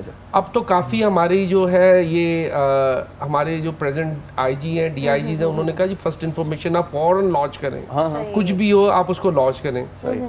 फिर भी अगर थाने में काम नहीं होता तो वो चले जाते हैं लॉयर के पास, चले जाते हैं डिस्ट्रिक्ट जज के पास, चले जाते हैं। ऑल्टरनेटिव पावर डिस्ट्रिक्ट जज भी जो है वो ऑर्डर कर सकता है कि जी आप इनकी एफआईआर लॉन्च करें। एफआईआर तो है to set law into motion, कि लॉ को तो मोशन में लाया जाए ना, बाकी चीजें तो बाद में सही है गलत है ये बिलेटेड स्टेज में देखा जाएगा। जो थाना होता है वो अपना क्राइम रेशो कम करने की वो मतलब वो एक सिचुएशन होती है कि भाई एफआईआर कटेगी तो पता लगेगा केस लाके कितना क्राइम हो रहा है। देखिए वो इसलिए काटते ही नहीं कि भाई अमन अमान है सब कुछ। एफआईआर कटेगी तो उनको काम करना पड़ेगा, एफआईआर कटेगी तो इन्वेस्टिगेशन करनी पड़ेगी, एफआईआर कटेगी तो उनको जाए हुआ करना पड़ेगा, रिपोर्टिंग करनी पड़ेगी। तो वो कहते हैं कि जी शॉर्टकट में कुछ यार हम यही, तो ये चीजें अब काफी इस पर तो कंट्रोल किया है। ये हमारे सुनते हैं एफआईआर, वो दूसरी मतलब वो बात होती है कि भाई एनसी कट गई, एनसी और एफआईआर में क्या फर्क है? एनसी नॉन कॉक होती है, वो ऑफेंस जो बेलेबल होते हैं। अच्छा। उसमें नॉन कॉक कट जाती है, नॉन कॉक काट देते हैं कि जी ये बेलेबल ऑफेंसेस में एफआईआर नहीं बनती, हमने नॉन कॉक काट दी है। जैसे गाड़ी मोटरसाइकिल कहीं से चोरी हो गई या शनाख्ती कार्ड वो नॉन कॉक काट देते हैं। अच्छा। अगर वो कहीं आगे उसको कहीं क्राइम में वो यूज हुआ हो तो वही नॉन कॉक एफआईआर भी बन जाती है। तो नॉन कॉक को वो मजिस्ट्रेट के पास भी जमा कराते हैं कि जी हमने ये नॉन कॉक, मतलब वो अपने रिकॉर्ड में रखते हैं कि इतना हमारे तक होनी चाहिए। अच्छा, इन्फॉर्मेशन है एनसी के बारे में तो हमें पता ही नहीं था, मुझे भी नहीं पता था। बहुत अच्छी बात एग्जैक्टली, बहुत अच्छी बात है कही। पता तो चले ना एफआईआर और एनसी में फर्क है। आपको माशाल्लाह से पता है, दैट इज वेरी कमेंडेबल, बहुत अच्छी बात है। सर खुद भी लॉयर हैं। सर लॉयर भी है, शायर भी है और डायमेंशनल पर्सनालिटी है। अच्छा, व्हाट डू यू थिंक हमारी जो सब्जेक्ट्स हैं उसमें लॉ का सब्जेक्ट होना चाहिए? जो कोर्सेज होते हैं फर्स्ट क्लास से हम जब पढ़ते हैं 5 क्लास तक तो छोड़े, लेकिन 6 क्लास में तो होना चाहिए लॉ का सब्जेक्ट, ताकि हमें अपने बेसिक राइट्स तो पता चले, हमें ह्यूमन राइट्स का नहीं पता होता है। बिल्कुल देखिए, सब्जेक्ट तो पढ़ाते हैं हम, कॉन्स्टिट्यूशन काफ़ी इंस्टीट्यूशन में कंपलसरी कर दिया है। आपके आर्टिकल 4 क्या है, फ्रीडम ऑफ स्पीच क्या है, फ्रीडम ऑफ राइट क्या है, आपको ये सब चीजें किस स्टैंडर्ड में पढ़ाते हैं? ये मेरा ख्याल है ये ए लेवल ओ लेवल में तो शुरू कर दिया है, कॉन्स्टिट्यूशन को नेसेसरी कर दिया है। जो आम अभी, हाँ आपने बहुत अच्छा कहा ये कि गवर्नमेंट को भी कॉन्स्टिट्यूशन को एटलीस्ट कि एक आदमी को, शहरी को उसके हुकूक तो पता हो, फंडामेंटल राइट्स तो पता हो कि भाई मैं यहाँ सरवाइव कर रहा हूँ, मुझे क्या क्या स्टेट की तरफ से राइट्स हैं। तो कॉन्स्टिट्यूशन को आपने बड़ा अच्छा पॉइंट आउट किया कि उसको नेसेसरी करना चाहिए। हमें जवाब तो दें, जब हम पुलिस स्टेशन में जाते हैं, अगर वो कहें कि आपको शाम को आना है तो हमें अपने राइट पता हो, हम उनको बता सके नहीं ये हमारा राइट नहीं है, हमारा राइट है आप अभी करें क्योंकि आप ऑन ड्यूटी हैं, शाम को क्यों आए हम। तो ये राइट्स जो हैं वो बेसिक राइट्स हमें पता होने चाहिए, हमारे सब्जेक्ट्स में होने चाहिए। चलो 1 to 5 जो है वो बच्चा फिर भी छोटा होता है, लेकिन 6 से मेरे ख्याल से यूनिवर्सिटी लेवल तक ये सारी चीजें कंपल्सरी होना चाहिए। जी, जैसे दूसरे सब्जेक्ट्स से हमारे है नहीं। जैसे एक टाइम पे हमारे मुल्क में एनसीसी ट्रेनिंग कंपल्सरी होती थी। हाँ, पहले होती थी।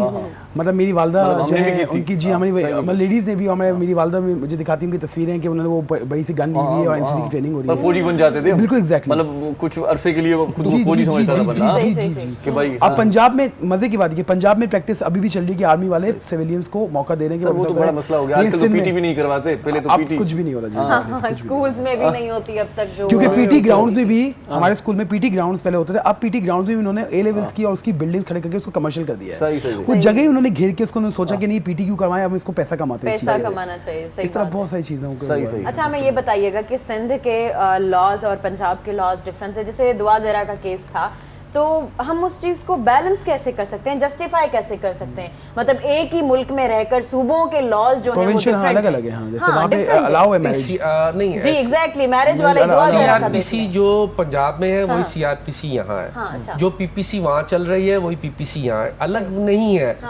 बस उनकी टेक्निक्स अलग है। यहाँ की टेक्निक्स कुछ अलग है, वकील अलग है, बाकी लॉ सेम है। मतलब लॉ एक है, पाकिस्तान में सीआरपीसी सेम है, पीपीसी सेम है, सब कुछ है, अलग कुछ नहीं है। तो आपने कहा दुआ ज़रा का केस, देखिए अब जो अबडक्टी है, जो दुआ ज़रा है, उसके डिफरेंट स्टेटमेंट्स आ रहे हैं। अच्छा, असल में आई डोंट नो मोर, लेकिन ये मैरिज का लॉ जो है वो डिफरेंट है, थोड़ा एज का थोड़ा सा। पंजाब में एज का है ना,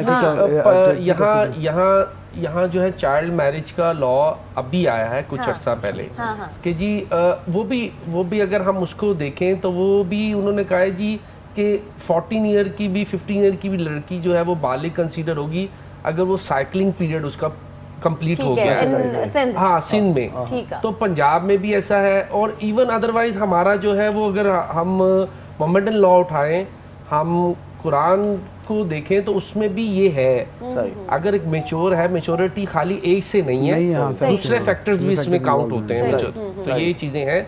और जो जाहिर आप दुआ ज़रा का केस कह रही हैं, दुआ ज़रा के स्टेटमेंट डिफरेंट आ रहे हैं। एग्जैक्टली, असल में ये कंफ्यूजन है बहुत ज़्यादा। सोशल मीडिया पे मैंने यही चीज़ पढ़ी थी, देखी थी, तो लाजमी सी बात है मैंने पढ़ी थी तो सबने पढ़ी थी, तो मैंने कहा कि ये चीज़ जो है ना वो रिजॉल्व होनी चाहिए सबके माइंड में। लेकिन अब इसका एंड आ गया है, अब एंड तो पता चल गया ना, वो वापस वहाँ पे वो सबमिट हो गई है और ये जो है वो गैंग निकला है पूरा, ये आखिरी डिसीजन उसके ऊपर यही हुआ। अच्छा, मुझे ये बताएं कि जुडिशरी अपडेट क्यों नहीं हो रही? मतलब ये सारी सहूलतें आ गई, व्हाट्सएप आ गया, मुख्तलिफ ऐप्स हैं, तो आजकल के ज़माने में वो पेलिफ है और वही पुराना अंग्रेज़ वाला ज़माना जैसे घोड़े पे जाते थे, तो इंसाफ की फरहमी में देर इसी वजह से तो हो रही है। क्या कहेंगे? थोड़ा सा अपडेट होना चाहिए। अपग्रेड हो गई है। अच्छा, आप मेरा ख्याल है नहीं पता, सुप्रीम कोर्ट में अगर बेंच यहाँ नहीं आता तो वो जो है वो स्काइप पे केसेस सुनते हैं। सही। हम स्काइप पे, यहाँ स्काइप पे चीफ जस्टिस साहब वहाँ बैठे होते हैं इस्लामाबाद में, तो यहाँ स्काइप पे केस सुना जाता है। अपग्रेडेशन हो गई है। नीचे थोड़ी जुडिशरी में, नीचे जुडिशरी में नहीं हुई, ऊपर तो अपग्रेडेशन हो गई है। अब यहाँ स्काइप पर कोई ऐसा विटनेस है जो कोर्ट में नहीं आ सकता, तो हम एप्लीकेशन देते हैं, जनाब हमें इस विटनेस को खतरा है कोर्ट में आने, ये लेडीज के साथ ऐसा मिसहैप हुआ है कि ये कोर्ट में आके स्टेटमेंट नहीं दे सकती, तो आप स्काइप पर लें। तो कोर्ट स्काइप पर लेती है। अपग्रेडेशन हो गई है। मतलब आहिस्ता आहिस्ता हम भी प्रोग्रेस की तरफ जा रहे हैं। चले शेख साहब से एक सॉन्ग सुन लेते हैं बीच में। अदा बुधाए कलाम को चंगो बुधाए, वकील बैठो तो वरी केस न करे। अदा ये आशिका सो आशिका आशिक तो चवे त जेको खपाई जे मुको खणी वञ अच्छा बाकी च मूंखे जवाब न ॾे अच्छा तो उन हिसाब जी शायदि आशिक तो चई या तू पाण फ्रूट लाइ तो चई न आशिक तो चवे त मान ते अला चओ जेको खपई मूंखां खणी वञ तूं सोहणा हो बाकी मुंहिंजी दिलि त नहीं वञ सोहणा हो जेको खपई मूंखां खणी वञ तूं सोहणा हो बाकी मुंहिंजी दिलि त नहीं वञ सोहणा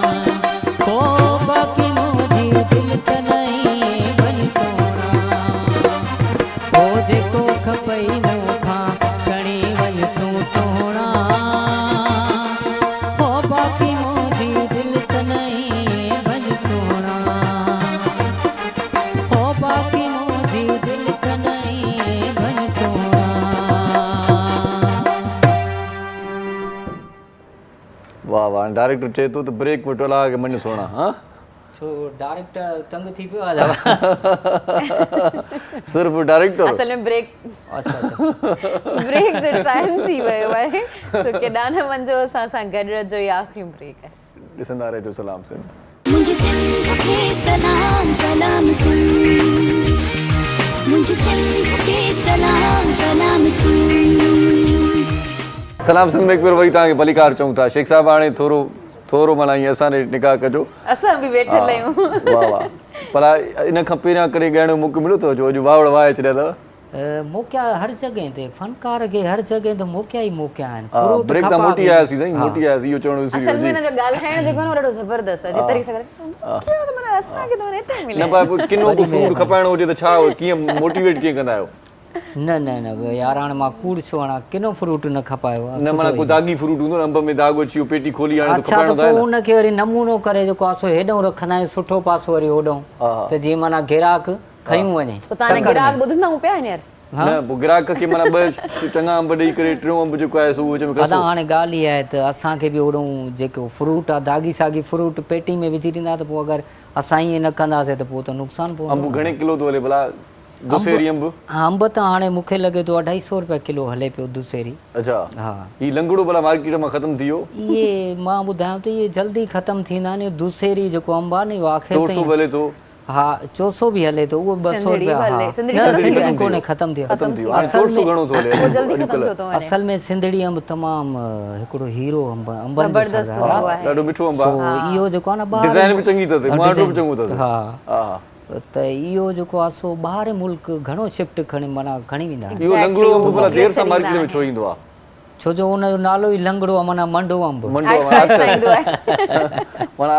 ईंदो आहे हा त इन करे जेको आहे सो उहो देर सां ईंदो आहे सही बहरहाल असां वटि ॾाढा सुठा मेहमान मौजूद हैं हमें ये बताइएगा कि जैसे अगर मैं आपसे मुखातिब हूँ सॉरी जी नहीं मैं आपसे मुखातिब हूँ अगर जिस फील्ड में आप हैं अगर कोई आना चाहता है कोई नौजवान आना चाहता है तो आप उसे ब्रीफिंग कैसे देंगे कैसे बताएंगे मतलब भले डिटेल में ना बताएं ब्रीफ कर लें कि किस तरह से वो आ सकते हैं फर्स्ट ऑफ ऑल तो वो अपनी कंपनी को रजिस्टर करवाएंगे यहाँ पे जो कि बड़ा इजी प्रोसेस है सिंध में पहले कंपनी बनानी पड़ेगी सिंध रेवेन्यू बोर्ड में ठीक है एफबीआर में नहीं पहले सिंध रेवेन्यू बोर्ड में उसके बाद वो कस्टम्स में एक एप्लीकेशन फाइल करता है कि मेरा नाम ये है मैं जो है ना मेरी ग्रेजुएशन है और मैं यहाँ पे लाइसेंस के लिए अप्लाई करना चाहता हूँ सही है उसके वो वाले डॉक्यूमेंट जो है वो एफबीआर में जाते हैं और फिर कस्टम में एक टेस्ट मुनक्किद किया जाता है एक प्रिपरेशन होती है तो वहाँ पे वो एप्लीकेशन डाल सकते हैं और फिर gradually by the time of 2 to 3 months उनको कॉल आ जाती है कस्टम से कि भाई आप आ जाएँ और एक ओरल इंटरव्यू पहले एक नॉर्मल इंटरव्यू होता है वो पहले कंडक्ट करते हैं उसके बाद फिर एग्जाम्स की डेट स्केड्यूल हो जाती है फिर वो एग्जाम देते हैं and then he can obtain the licence उसके बाद काम शुरू कर सकते हैं अगर सिलेक्शन हो जाती है तो पीआर होना लाजमी है कि आउट ऑफ कंट्री से पीआर हो नो नॉट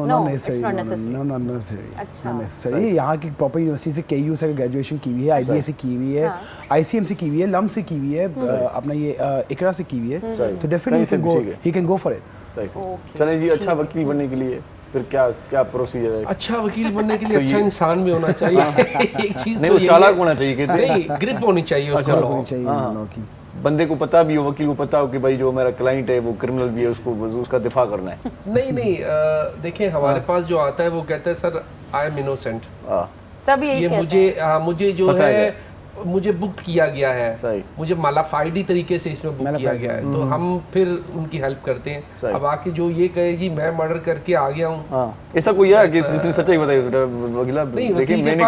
वकील के पास जाके कोई नहीं कहता कि मैंने किया है ना वकील के पास ना जज के पास अच्छा वो कहते हैं हमें पुलिस ने बुक किया है अच्छा इस फॉल्स केस में तो यही कहते हैं आके अच्छा अगर वो साबित हो जाए कि हाँ उन्होंने किया है तो फिर क्या करते हैं आप विड्रॉ कर देते हैं कैसे नहीं साबित तो एविडेंस से पता चल जाए आपको पता चल जाए जाहिर है हमारे लीगल एथिक्स तो यही होते हैं हम कहते हैं ये किया है तो हम आपकी हेल्प नहीं कर सकते अगर आप खुद एडमिट कर रहे हैं अपना गिल्ट खुद एडमिट कर रहे हैं तो मुंह मांगे पैसे ले लेते हैं अगर वो मेरे सामने नहीं अगर वो मेरे सामने गिल्ट एडमिट कर रहा है जाहिर है वो बिफोर जज के सामने भी यही कहेगा कि मैंने ये किया है सही अच्छा कभी आपको धमकियां आई हैं कभी किसी ने कहा है कि आप अभी निकले हैं, आप पे हमला होगा, ब्ला ब्ला, ये सारी चीजें जो होती हैं? नहीं, आज तक अल्लाह का शुक्र है जो अगेंस्ट पार्टी होती है वो तो ऐसा कुछ नहीं है। हम अपनी ड्यूटी डिस्चार्ज करते हैं, किसी से पर्सनल नहीं होते। हमारी जितनी लिमिट्स है उस लिमिट्स के तक अपना काम करते हैं और बस। मेरे ख्याल से ऐसा पर्सनल नहीं होते। मुझे ख्याल सां हर फील्ड में यही हुजणु खपे, कंहिंसां बि पर्सनल न थियणु खपे।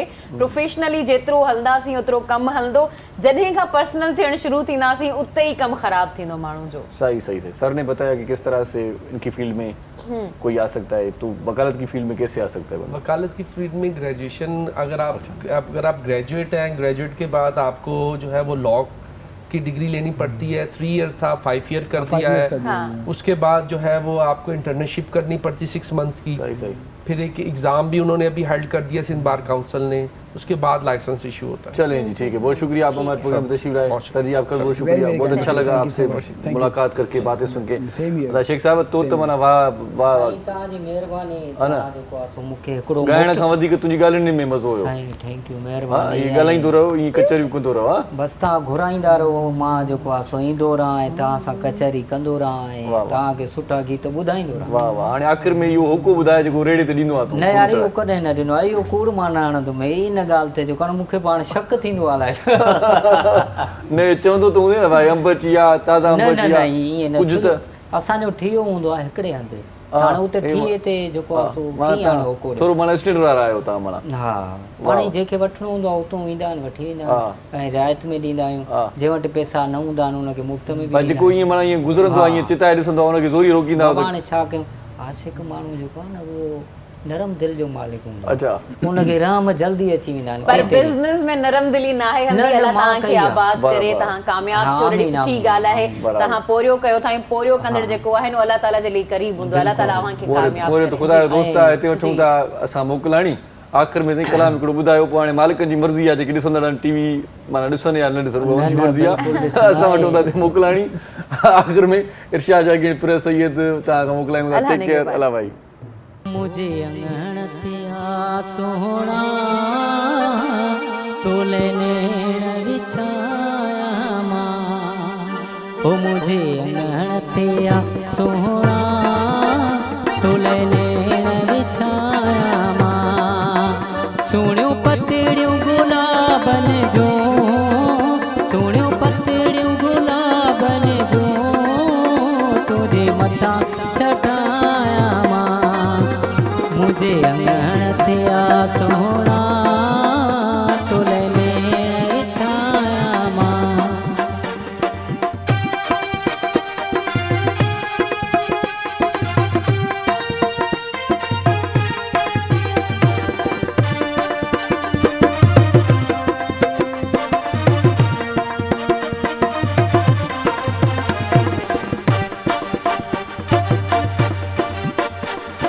सोन जे मुल में तोरा तोखे तोता, सेवर घोरा।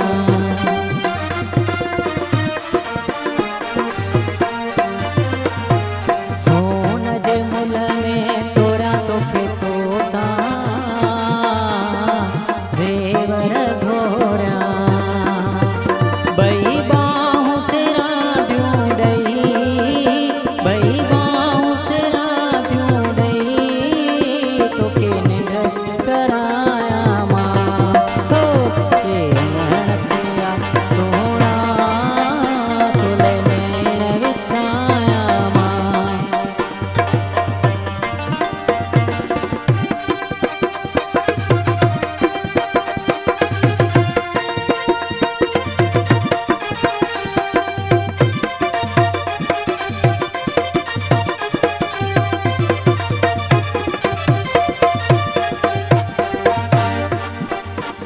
कोई दे अंगण ली गुल जे ते,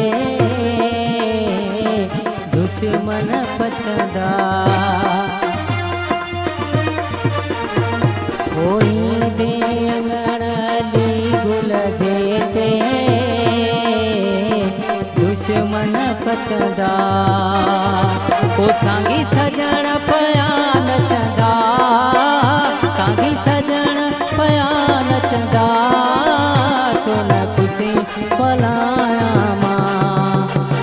मुझे अनण ते आ सोहणा तोले ओ मुझे अनण ते आ सोहणा तोले